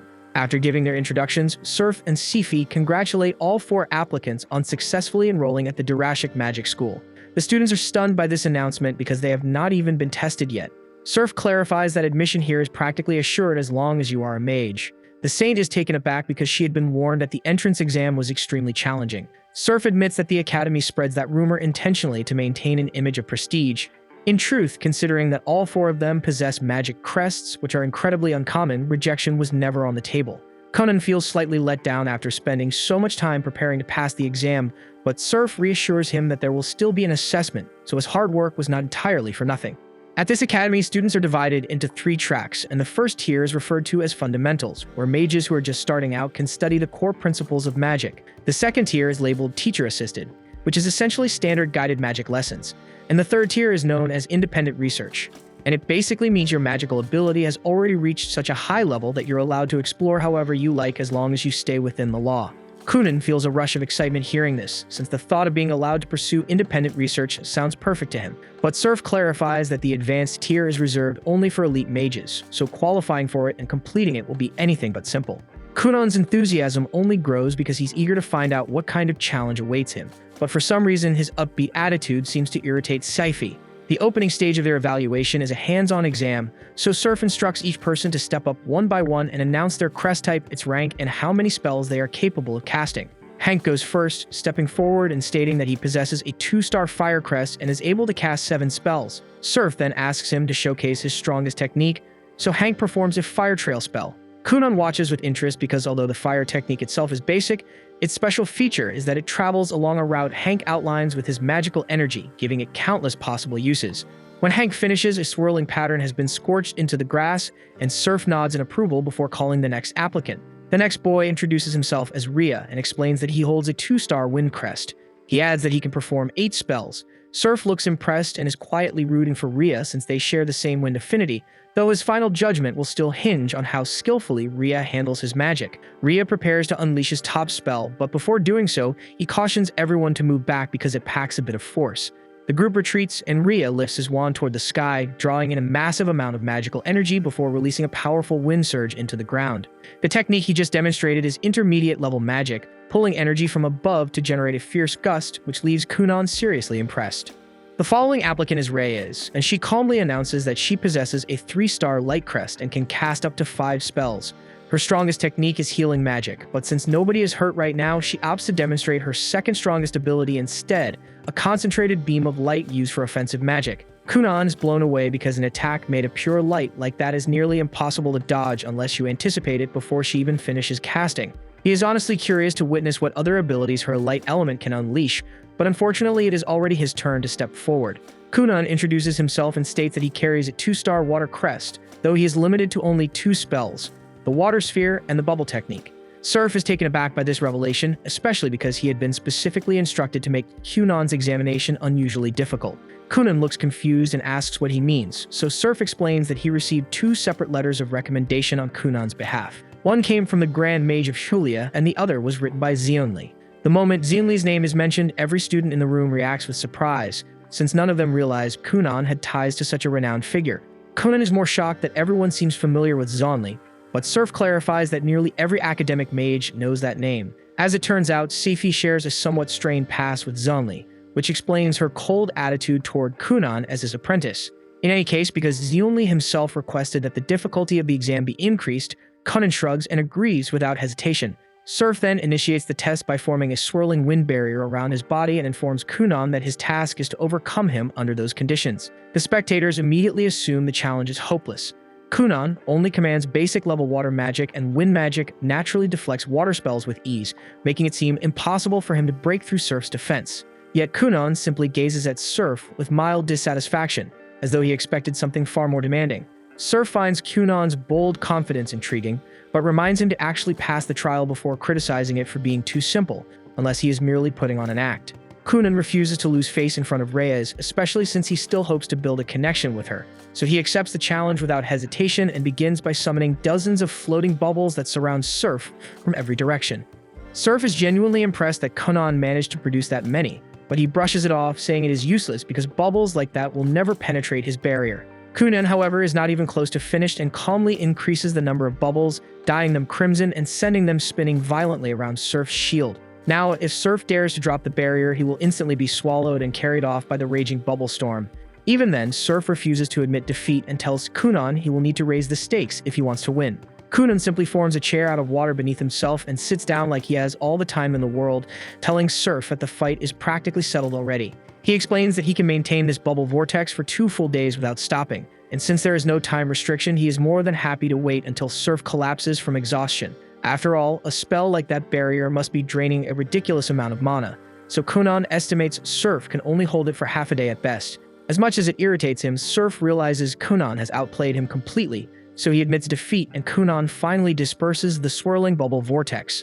The moment it ends, Kunan immediately turns toward Reyes and starts pressing her to show him more of her magic. With this phase of the exam concluded, Surf gathers the students and escorts them into a classroom, but Kunan continues bothering Reyes, trying to convince her to demonstrate more spells. He even goes as far as inviting her out for a parfait date to spark her interest. Yet Reyes flatly refuses, saying she has no desire to show off her abilities. Surf cuts in, calls for everyone's attention, and tells Kunan to knock off the flirting because the next stage of the exam is about to begin, and Reyes needs to stay focused before her interview. Kunan nods in understanding, and Seifi calls Hank in as the first candidate.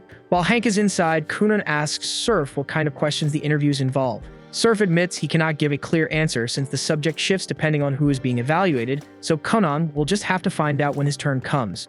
With nothing better to do, Kunan starts asking Surf about wind magic as they wait. Surf does not mind and allows him to continue. After everyone else finishes their interviews, Surf asks Kunan what he would have done earlier if the battle had included a strict time limit. Kunan replies that if waiting it out had not been an option, he would have attempted to merge his bubbles with Surf's barrier and seize control of the wind itself. Surf asks him if he truly believes that is achievable, pointing out that he has never encountered a method like that before. Kunan admits he has never actually tested it, but his instincts tell him it should be possible, since seizing control of a spell from within ought to be far simpler than attempting to override it from the outside. In his opinion, water magic is the most adaptable element because it can slip through and infiltrate almost anything, though he cannot declare it the strongest yet since he still has not worked out the precise mechanics required to push it that far. At last, it is Kunan's turn for the interview, and Seifi arrives to escort him to the designated room. When they reach the entrance, Kunan pauses, slightly confused because his magical perception cannot detect anything beyond the door. He asks Seifi to describe what is inside. Only then does she remember that Kunan is blind, and she quickly apologizes before explaining that the interior resembles nighttime. She offers to guide him in if he cannot see, but Kunan reassures her that he will manage and steps inside on his own. For the first time in quite a while, he experiences complete darkness, as even his magic eye fails to perceive anything. Then suddenly his magic eye is forcefully dispelled, and he becomes aware of 7 presences encircling him. One of the figures advances toward him, mentioning that she was once Zhongli's mentor. Kunan immediately interrupts and politely asks her to stop approaching, explaining that he is engaged and prefers not to stand too close to other women. The woman is taken aback having heard that he was flirting with Reyes earlier. Kunan quickly clarifies that it was not flirting at all, only genuine curiosity about Reyes' magic, which is an entirely different matter. Deciding to move on, the figure asks whether he gained any new insights today. Kunan enthusiastically describes the remarkable varieties of magic demonstrated by his fellow examinees and says he intends to analyze them carefully and adapt similar techniques into his own repertoire once he returns home. Satisfied with his response, the figure informs him that he will be assigned to the advanced class, news that delights him. She adds that if he continues to excel, she may even consider accepting him as her direct disciple. Yet before she can finish speaking, Kunan has already exited the room, having lost interest in listening further. Though being dismissed so casually stings a little, she cannot deny that Kunan is extraordinary. The moment he entered, he attempted to perceive his surroundings with a spell unlike any she had encountered before. Even if it was not fully refined, she finds herself eager to see just how far his creativity will take him. Back at Kunan's house, his parents get a letter from Rinko letting them know that Kunan passed the entrance exam and even secured a spot in the advanced class. They're both incredibly proud of what he accomplished, but as they continue reading, Rinko casually adds that Kunan might have gone a little overboard during the test and basically turned the school lawn red with blood. And Kunan's father instantly loses his temper because he cannot believe his son would stir up that kind of chaos on his very first day. He even thinks about docking Kunan's allowance for a whole month as punishment, but then they find out the academy doesn't give advanced class students any allowance in the first place, so that threat ends up meaning absolutely nothing. When the advanced class students learn about this policy, they start getting uneasy, since none of them realize the academy expected them to support themselves financially. Reyes in particular is clearly not okay with it, so she stands up and directly tells Surf that this rule is unreasonable. Surf calmly asks what exactly her issue is, and she explains that she enrolled to focus on magical research, not to stress about earning money just to survive. Surf responds by saying the academy's objective is to shape them into elite mages, and in his view, anyone who cannot generate their own income will never truly reach that level, which is precisely why the rule exists. That explanation only makes things worse for Reyes because her monthly expenses are around 1.5 million, and on top of that, she still has to cover the salaries of her 2 maids who also serve as her personal guards, so she genuinely has no clue how she's supposed to handle this situation. After that, the students are escorted to the private laboratories assigned for their research. Since Reyes just realized she's basically out of cash now, she nervously asks Seifi whether they'll have to pay rent for the lab space as well. Seifi reassures her that the lab itself is provided free of charge, but they must personally cover the cost of any research materials they use. They are free to work as hard or as little as they like, but if they fail to earn enough credits by the end of the term, they'll be downgraded to the regular class. Credits are awarded for accomplishments that receive a professor's approval, so Seifi wishes them good luck because the semester will not be easy. Kunan, however, feels completely confident. He's already earning a massive amount of royalty income from his joint publications with Zhonli, and if he ever finds himself short on funds, he can always pick up work as a magic engineer. He then asks Reyes what kind of job she might consider doing with her magic and casually suggests they talk it over while grabbing dessert at a parfait shop, but Reyes immediately rejects the offer. Later that evening, Conan is at home when Rinko steps outside to call him in for dinner, but she quickly notices he seems a bit down, so she asks him what's bothering him. Conan admits he feels discouraged because Reyes keeps rejecting his invitations no matter how many times he tries, so Rinko decides to offer him some honest advice. She tells him that if Reyes continues to refuse, he needs to know when to step back because pushing too hard can seem disrespectful and will only drive her farther away. Conan says he gets it, so Rinko changes the subject and asks whether he'll manage now that he has to earn his own money without an allowance. Conan understands exactly why she's asking, so he reassures her that he'll still be able to cover her wages, so she doesn't have to stress about it, and Rinko feels relieved hearing that. Still, not everyone is as fortunate as Conan because at that very moment, Reyes is having dinner with her maids. Now that it's officially confirmed she isn't allowed to receive any money or food from her family, they're stuck in a difficult situation. One of the maids feels guilty and tells Reyes she's willing to work without pay for a while. Reyes is glad to hear that since it would ease some of the pressure on her, but the maid quickly takes it back because she genuinely depends on her salary. In most cases, a mage in this position would simply use their magic to make money. But Reyes doesn't have that option because the church strictly forbids her from profiting off her healing magic, so she's honestly in a really bad spot. The following morning, Reyes drags herself to school looking exhausted after staying up all night trying to figure out how she's going to afford her expenses.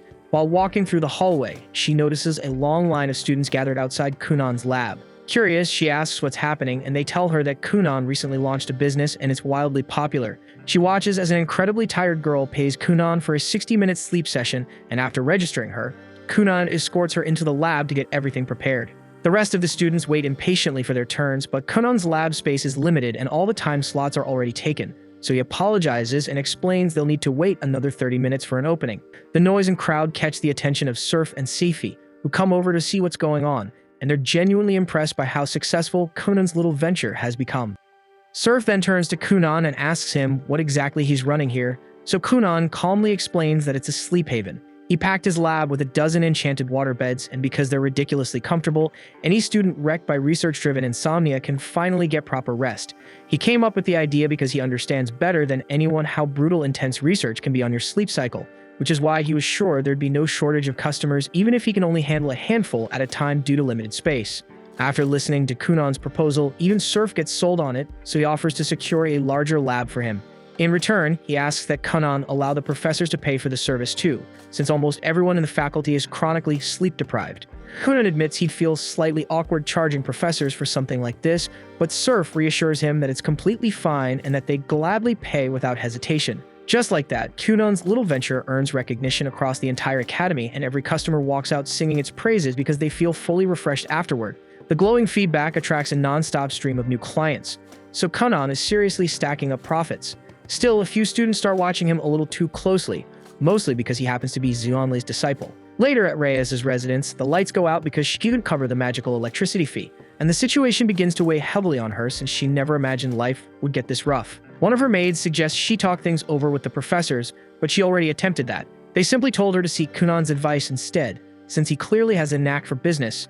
She hates the idea because she finds Kunan kind of strange, but at this rate, if she doesn't figure out a way to make money fast, she'll be living off thin soup and good intentions. The following morning, Reyes goes to see Kunan, and as embarrassing as it feels, she swallows her pride and asks for his help. She honestly didn't want to approach him because there's no telling what he might ask for in exchange, but Kunan assures her she has nothing to fear since he would never exploit a friend's weak moment. He might request a favor someday, yet he promises it won't be anything unreasonable. Even so, to prevent any confusion, he calls Seifi in to witness their conversation. Kunan tells her he has no problem letting Reyes take the lead on the project since she urgently needs the income, and they can settle the finer points later. He asks whether she's willing to partner with him, though it's not like she has many alternatives, so she agrees. Kunan is genuinely thrilled by her answer because it finally gives him the chance to experiment with her magic. Kunan reaches out for some assistance from Professor Shuriya, a fellow light attribute instructor, and luckily, they're on great terms since she has profited quite a bit from Kunan's sleep venture. She informs him that she successfully secured the seeds he requested, then places them in his hands. When Kunan lifts the lid of the box, Reyes is taken aback to discover Shishilla seeds inside. Shishilla is a holy herb of immense worth, so Kunan intends to cultivate them so Reyes can market them for solid earnings. Reyes immediately objects, explaining that Shishilla seeds only take root in consecrated ground, However, Kunan had already looked into the matter and found that Holy Land simply refers to soil infused with natural holy and purification magic. So he reasons they can replicate those conditions by having Reyes activate her Holy Sanctum spell. Shreya is curious to see whether the plan succeeds, so the three of them stand by while Reyes performs the spell under Kunan's guidance. Moments later, a radiant barrier of sacred light surrounds the seeds, and they begin to germinate. So both Shreya and Kunan are thrilled that the trial worked. Kunan eagerly starts recording every detail he observes from Reyes' spellcasting. Watching him beam with excitement makes Reyes realize that all the times he kept pestering her, he probably was not attempting to woo her at all. He was simply fascinated by experimenting with her magic. That said, it is only partly true because although Kunan has no romantic intentions, he never skips the opportunity to tease. While drafting his notes, he catches Reyes staring and casually asks whether she has secretly fallen for him, but she flatly denies it. Kunan already knows Reyes is strapped for cash, so he suggests she could launch a healing service since countless people would gladly pay for medical restoration, but Reyes explains she cannot as the church strictly forbids using holy healing abilities for personal profit. Hearing that, Kunan searches for other options and mentions that certain scholars at the academy are willing to compensate those who gather experimental data.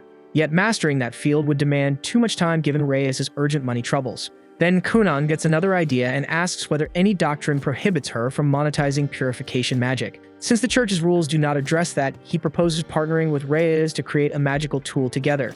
At that moment, Surya interrupts and advises Kunan to ease up, pointing out that while his intentions are kind, shared patent rights over enchanted items can become complicated fast, so it would be wiser for him to think the arrangement through more carefully. Kunan feels a wave of relief when the experiment succeeds because it means his 1 million investment wasn't thrown straight into the fire. Reyes looks confused and asks what he means, so Surya calmly explains that each Shishila seed costs 200,000, since students have to pay for all their own research materials. Reyes didn't have that kind of cash, so Kunan covered the full million himself to make the experiment happen, planning to get his money back only after they sold the medicine if everything worked, which also means he was fully prepared to eat the loss if the whole thing failed. Hearing that, Reyes feels genuinely touched, and she turns to thank Kunan from the bottom of her heart for having her back like that. With the growing part done, the next step is turning the herb into actual medicine, so Surya guides them through the preparation method, and with a bit of support from Kunan's bubble magic, several Shishila pills are successfully refined. After that, they head out to find a buyer, and Kunan helps Reyes lock in a contract worth 2 million per batch, basically solving her money problems in one move. To celebrate, Kunan decides to take Reyes and her maids out for lunch. The maids are overflowing with gratitude, since thanks to him they can finally start earning again. And considering they've been barely scraping by for days, Kunan generously tells them to order whatever they like from the menu, wanting to treat them properly for once. A few hours later, though, Kunan looks completely drained because that treat ended up costing him 220,000. Sure, he told them to pick anything, but he definitely didn't expect them to casually start adding expensive wine to the table. He silently vows to be way more specific next time he offers something for free. Still recovering from the damage to his wallet, he heads back toward his lab, only to find Hank and Rhea waiting outside his door. He asks what's going on, and they admit they're struggling to figure out how to earn money using their own magic, so they were hoping he might give them some guidance.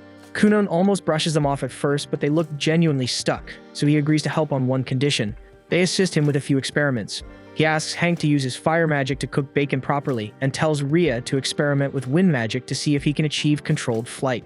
At the same time, inside Kunan's sleep sanctuary, the three girls who have been secretly keeping tabs on him unexpectedly run into one another. The moment they lock eyes, it becomes obvious they're all interested in the same person, and the atmosphere turns tense fast.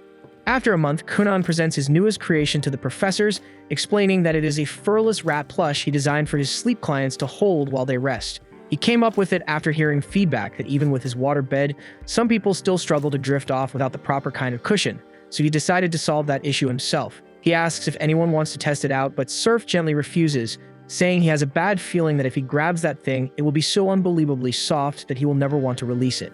With that settled, it is time for Kunan's big debut, so he bids the professors farewell and heads off to greet his exhausted customers. At the same time, Surf and Sifi discuss how smoothly things have been progressing with the new students. Kunan has managed to establish a remarkably streamlined and lucrative operation. Reyes is holding her own quite well, and both Hank and Rhea have begun bringing in respectable earnings through their joint experiments with Kunan, making this year's advanced class look extremely full of potential. Even so, Surf is convinced it is only a matter of time before competing factions begin making their move. And almost on cue, the three girls who have been secretly watching Kunan arrive asking for him. When they learn he has already stepped out, they politely apologize for disturbing them and take their leave. At the same time, Kunan introduces his newest item to his customers, and the reaction is overwhelmingly positive, with everyone eager to give it a try and quickly reserving afternoon slots. After sorting through all the bookings, Kunan decides to step away for a short rest. Just then, he catches the unmistakable smell of Hank attempting the fire magic bacon he requested, so he forms a staircase of water and heads downstairs to check on the progress. Sadly, Hank has burned the bacon again, just like the previous attempts, and admits that it is difficult to perfect since he has never cooked anything like this before. Kunan offers a few pointers, reminding him that bacon turns out best when cooked slowly over steady low heat. Hank says he understands the theory, but maintaining a consistent flame with fire magic for an extended period is far from simple. That comment makes Kunan pause and think for a brief moment, yet he quickly regains focus and tells Hank that practice is the only way he will truly master it. After that, he moves on to Rhea to check the status of the flight trials. Although Rhea has successfully figured out how to lift himself into the air, he still has not mastered staying aloft, which results in him plummeting straight down. Thankfully, Conan appears at just the right second to cushion his fall with a water bed, and he advises Rhea that learning to hover steadily should probably come before attempting another dramatic takeoff. At noon, Kunan tells the cook to use the batch of bacon Hank prepared to throw together a few sandwiches, and the cook goes along with it, though he double-checks whether Kunan is absolutely certain since every strip of bacon he brought over was charred beyond reason. Kunan brushes it off, saying it would be a shame to waste perfectly good food, but adds that Hank is going to endure this disaster right beside him since he is the genius who cremated the bacon in the first place. Rhea asks if he can grab a sandwich too because he is trying to cut down on lunch expenses, so Kunan happily invites him to join them. Then they bump into Reyes, who is more than willing to take advantage of a free meal, so the four of them sit down together to eat. But sadly, they miscalculated just how scorched that bacon truly was, and Reyes almost choked herself senseless trying to swallow it. At the same time, the three girls are still waiting for Kunan to return from his break. The second he comes back, they hurry toward him since they have something important to discuss, but the surrounding customers immediately shout at them for skipping the line and order them to move to the back. The girls quickly apologize and line up properly, and once it is finally their turn, they explain that they wanted to ask him something. However, their attention is stolen by Kunan's new pillow advertisement, and in a moment he starts describing the custom pillow he invented. They completely forget why they came and decide instead to book a few hours of sleep with the premium package included. At the same time, Hank has resumed his bacon trials, and following Kunan's advice, he is concentrating much harder on maintaining a lower flame. Nearby, Rhea keeps training his floating control, while Reyes focuses on preparing a fresh set of sacred herbs.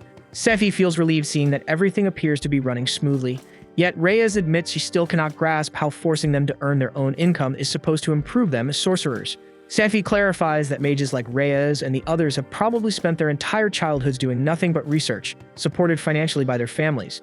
But once they step into society, a mage can easily find themselves short on funds, and in that situation, there will always be questionable individuals ready to exploit their desperation. Reyes finally understands the reasoning behind the rule, and Sephi is pleased by that, though she suddenly recalls that recruitment season has just begun, so she casually asks Reyes whether any faction has tried to approach her.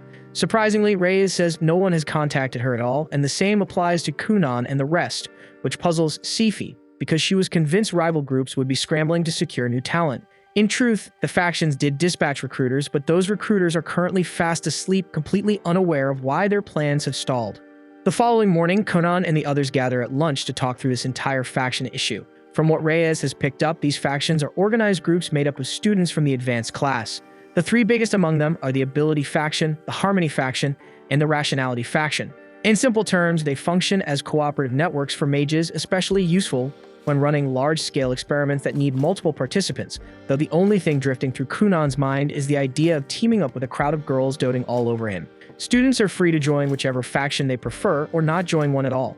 Hank has already decided to set his sights on the Harmony faction, but the rest of them are still unsure which path would suit them best. For the moment, Kunan proposes they focus on eating today's bacon sandwiches, and Hank looks noticeably pleased since he managed not to char this batch into oblivion. But once everyone takes a bite, they quickly realize that while the bacon isn't burned this time, it tastes terrible anyway because it's overloaded with salt, meaning Hank still has a long way to go with his cooking technique. Afterward, the leaders of the different factions discover that their recruiters apparently spent the entire previous day sleeping instead of recruiting anyone, so they resolve to handle the matter personally. By coincidence, they bump into one another in the academy hallways. The instant their eyes meet, they all understand they've come for the exact same reason, to recruit Kunan. To avoid open conflict, they agree to settle it with a small game to determine who earns the right to approach him first. At the same time in the garden, Hank continues experimenting with his grilling process, but he's beginning to feel drained after working at it relentlessly for so long. Even so, Kunan reminds him that he's the one footing the bill for all the meat Hank keeps ruining, on top of paying him a proper wage to carry out these trials, so he really has no grounds to complain. Hank can't refute any of that since it's completely accurate, so he swallows his frustration and keeps going. At the same time, Conan goes to check on Ria's progress with his training. Ria demonstrates that he has mastered hovering in midair, which genuinely pleases Kunan, but now it's time to push further. Kunan surrounds Ria with a sphere of water and tells him to attempt actual flight. The bubble acts as protection in case he crashes into a wall or building during the attempt. Ria is amazed at how effortlessly Kunan devised a defensive water barrier on the spot, and it drives home the realization that no matter how far he has come, there is always another level to reach. Meanwhile, in Ria's hometown, he was celebrated as the greatest mage they had ever produced because of how devastating his spells were, and he took real pride in that reputation. But it's painfully clear that he's not even close to Kunan's level. For now, he needs to concentrate on getting stronger, so he can make enough money to repay his family for scraping together the funds to send him to this academy. He's just about to head out when a massive blast echoes in the distance, and both he and Kunan spot what looks like a magical clash erupting beyond the line of trees. The ones throwing down are the three leading faction heads, and they're all desperate to claim the honor of speaking to Kunan first. So they're unleashing their strongest spells at one another while shielding themselves from incoming attacks, all to prove who can endure the longest. Kunan and Ria have no clue what sparked the fight over there, but Kunan thinks it actually looks entertaining, and he figures he'd like to try something like that himself one day. At the same time, Hank is still grinding away at perfecting his fire magic cooking technique, debating whether he should crank up the heat or dial it back to get a better outcome. Then Kunan suddenly appears behind him and tells Hank he's disappointed with how rigid his creative approach has been. So far, all Hank has done is tweak the temperature of the flames he produces, and honestly, that's dull to watch. Kunan only agreed to bankroll this experiment because he wanted to witness a more inventive use of fire magic, so he tells Hank he needs to start thinking beyond the obvious if he plans to break through this wall. At that moment, Surf calls out to Kunan and asks him to urgently set up a water bed for a professor who is completely exhausted from lack of sleep, so Kunan forms a staircase out of water and ascends to the window to lend a hand. Watching Kunan manipulate water, transforming liquid into solid steps, makes Hank realize he hasn't been tapping into the full scope of fire magic at all. Sure, he can regulate the flame's intensity, but he can also alter its color and even its scent, and that sparks a brilliant idea. There's no reason he couldn't produce a flame that carries the perfect aroma for bacon. Pushing the concept further, he might even be able to infuse the meat itself with distinct flavors using that same technique, so he gets ready to attempt it one more time. But before he can start, a member of the Harmony faction suddenly approaches him and asks if he would consider joining them. At the same moment, Ria is in the middle of his very first flight exam, but staying airborne is way tougher than he ever imagined because he keeps smashing straight into buildings.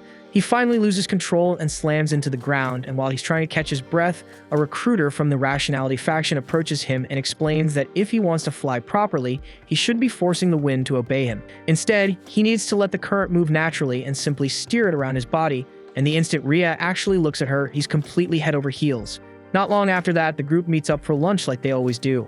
And to everyone's shock, today's sandwiches are genuinely delicious, so they immediately praise Hank for pulling it off. Kunan suggests that now that Hank has finally mastered bacon, he might want to experiment with cooking something else. But Hank is already ahead of the curve, so he proudly reveals an entire tray packed with different kinds of meat grilled flawlessly. Kunan is seriously impressed, but there's just one tiny issue. There's absolutely no chance they can eat all of that. Once Kunan points it out, Hank realizes he might have gone a little overboard. Luckily, they managed to sell the extra meat to the chef since the quality is top tier. And on top of that, this ends up becoming the foundation for Hank's own little business idea, meaning he can finally start earning money by himself. As they walk through the corridors together, Reyes asks Ria whether he finally figured out the trick to flying, and he confirms that he did, though it's mostly thanks to some guidance from an upperclassman. Kunan is relieved to hear that because once Ria truly masters flight, he could turn it into a courier service, and Ria can barely contain his excitement. He also tells them that the same upperclassman invited him to join the Rationality faction, and he plans on saying yes, but definitely not because he thinks she's cute or anything, since that would be ridiculous. Since they're already talking about it, Hank mentions that he received an invitation to join the Harmony faction, and Reyes shares that she was invited into the Ability faction, though she still hasn't decided whether she'll accept. After hearing that everyone else got offers, Conan can't help wondering why he's the only one who didn't, but they quickly explain that he's actually the hottest topic on campus right now.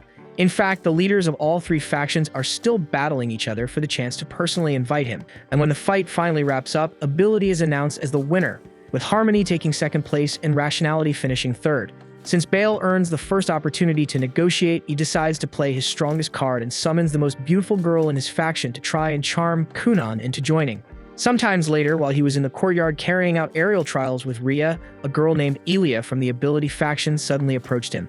After giving a polite introduction, she asked Kunan if he would consider joining their group. It was obvious she was trying to win him over with a little charm, and it was actually working because he immediately started going on about how adorable she looked. Kunan agreed on the spot, and Elia left pleased with herself, confident she had secured him. The moment she disappeared from sight, though, Kunan casually returned to focusing on his research like nothing had happened. He then told Ria to raise himself a bit higher into the air. Ria followed the instructions, but before they could continue, someone else walked up. She introduced herself as Elva from the Harmony faction and explained she was there to invite Kunan to join them. She was clearly trying the same sweet-talking approach, so Kunan responded the same way too, praising her appearance and instantly agreeing. Elva left with a satisfied smile, yet the second she was out of view, Kunan completely erased her from his mind and shifted his attention back to Ria, reminding him to maintain steady magical output or he would tip over. Ria quickly apologized and corrected his posture, but what really bothered him was something else. He asked Kunan if it was actually fine to promise himself to the Harmony faction after already saying yes to the ability faction. Kunan shrugged it off, explaining that he never refuses a request from a beautiful girl, and as if on cue, another visitor appeared. She introduced herself as Cassis from the Rationality faction and turned up the charm full blast. She invited Kunan to join her side, but this time he completely brushed her off and told Ria it was time to leave, walking away and leaving Cassis stunned. Ria stared in disbelief because he had no idea Kunan could act that cold towards someone so attractive. Kunan bluntly explained that he would have agreed if a girl had been the one asking, but he was certain the person earlier was actually a freaking guy, and that was not his thing at all. Just then, they ran into the real girl from the Rationality faction. She mentioned that Ria had recently pledged himself to their group and thanked him warmly before turning to Kunan to extend the same offer, so naturally Kunan accepted without hesitation. Ria was completely floored and rushed off to get someone else's take on the situation. Once it became clear that Kunan had accepted invitations from all three factions, the reality set in. Even though the factions were relatively calm at the moment, once word spread that Kunan had promised himself to every single one of them, it was almost guaranteed to blow up into a massive disaster. Meanwhile, over in the Ability faction building, Bale is holding a party to celebrate Bale's convincing Kunan to join their guild. He tells her she did a great job and everyone cheers for her. But all of a sudden, the hall doors swing open as the members of the Rationality faction barge in, and Cassis immediately starts accusing Elia of lying about getting Kunan to join the Ability faction.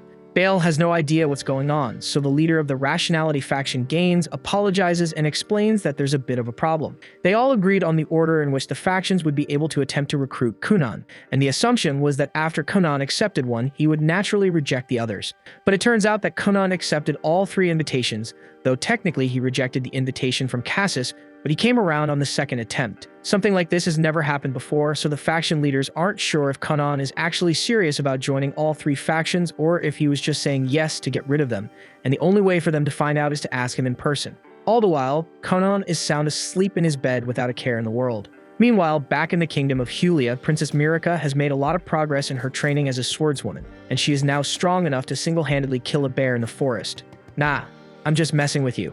Fighting a bear isn't exactly easy, so she gets her sword smacked out of her hands in a matter of seconds, and it's about to maul her to bits.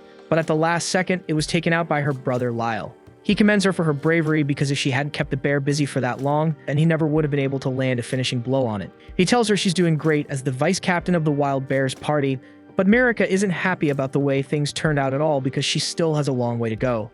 At night, Mirica makes her way back to the castle, and the maids are already whispering about her since she's been heading out and returning late at night, yet nobody has the slightest clue where she disappears to.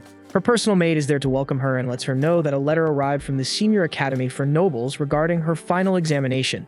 A strict expression settles over Mirica's face because she fully understands just how intense that final exam will be. Then Laura mentions there's another letter waiting for her, and the instant Mirica hears it's from Kunan, all that tension melts into bright, unfiltered happiness. She quickly gets herself comfortable to read Kunan's message while Laura prepares a cup of tea for her, and the moment she begins going through it, she learns that Kunan has been busy experimenting with all kinds of magic since arriving in Durashik, even attempting something ridiculous like cooking bacon with fire magic, which is good. But when she reaches the section where Kunan brings up Reyes, Mirica stiffens at the realization that he has befriended another girl. The thought unsettles her more than she expected, yet she decides she has no choice but to trust Kunan and believe he would never betray the promise they made to each other. The following morning in Durashik, as Kunan sits down for breakfast, Rinko tells him she plans to organize a proper ledger for the household spending, so she needs him to hand over a thorough breakdown of everything he's been purchasing.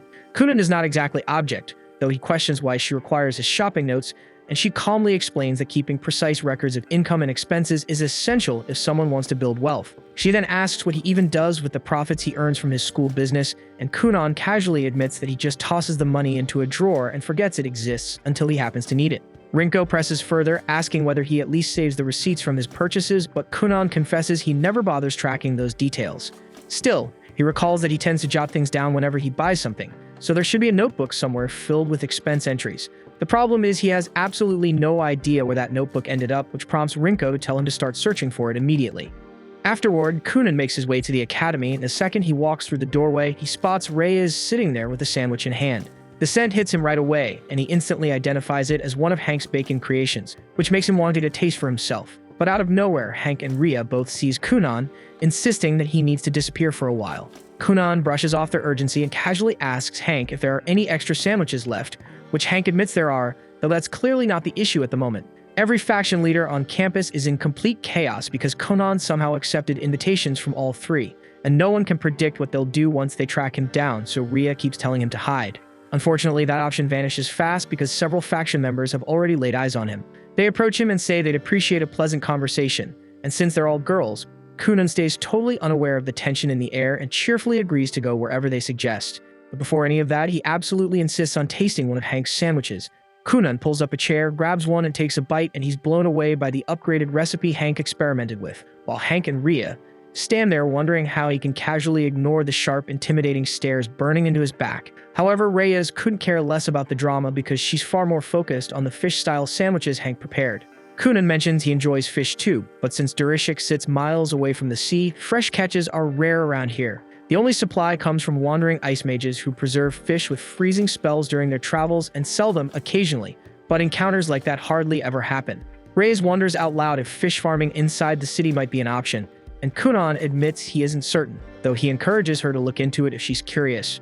She then asks whether he'd back her up if it proves feasible, and Kunan agrees on the spot because the whole idea sounds like a fascinating project, which leaves Reyes pleased, yet the faction members have run out of patience, so they grab him by both arms and haul Kunan away. He is soon escorted to the headquarters of the Ability faction, and he's stunned because he never realized a castle of this scale existed on school grounds. He's guided inside a chamber where the delegates from the three factions are already assembled.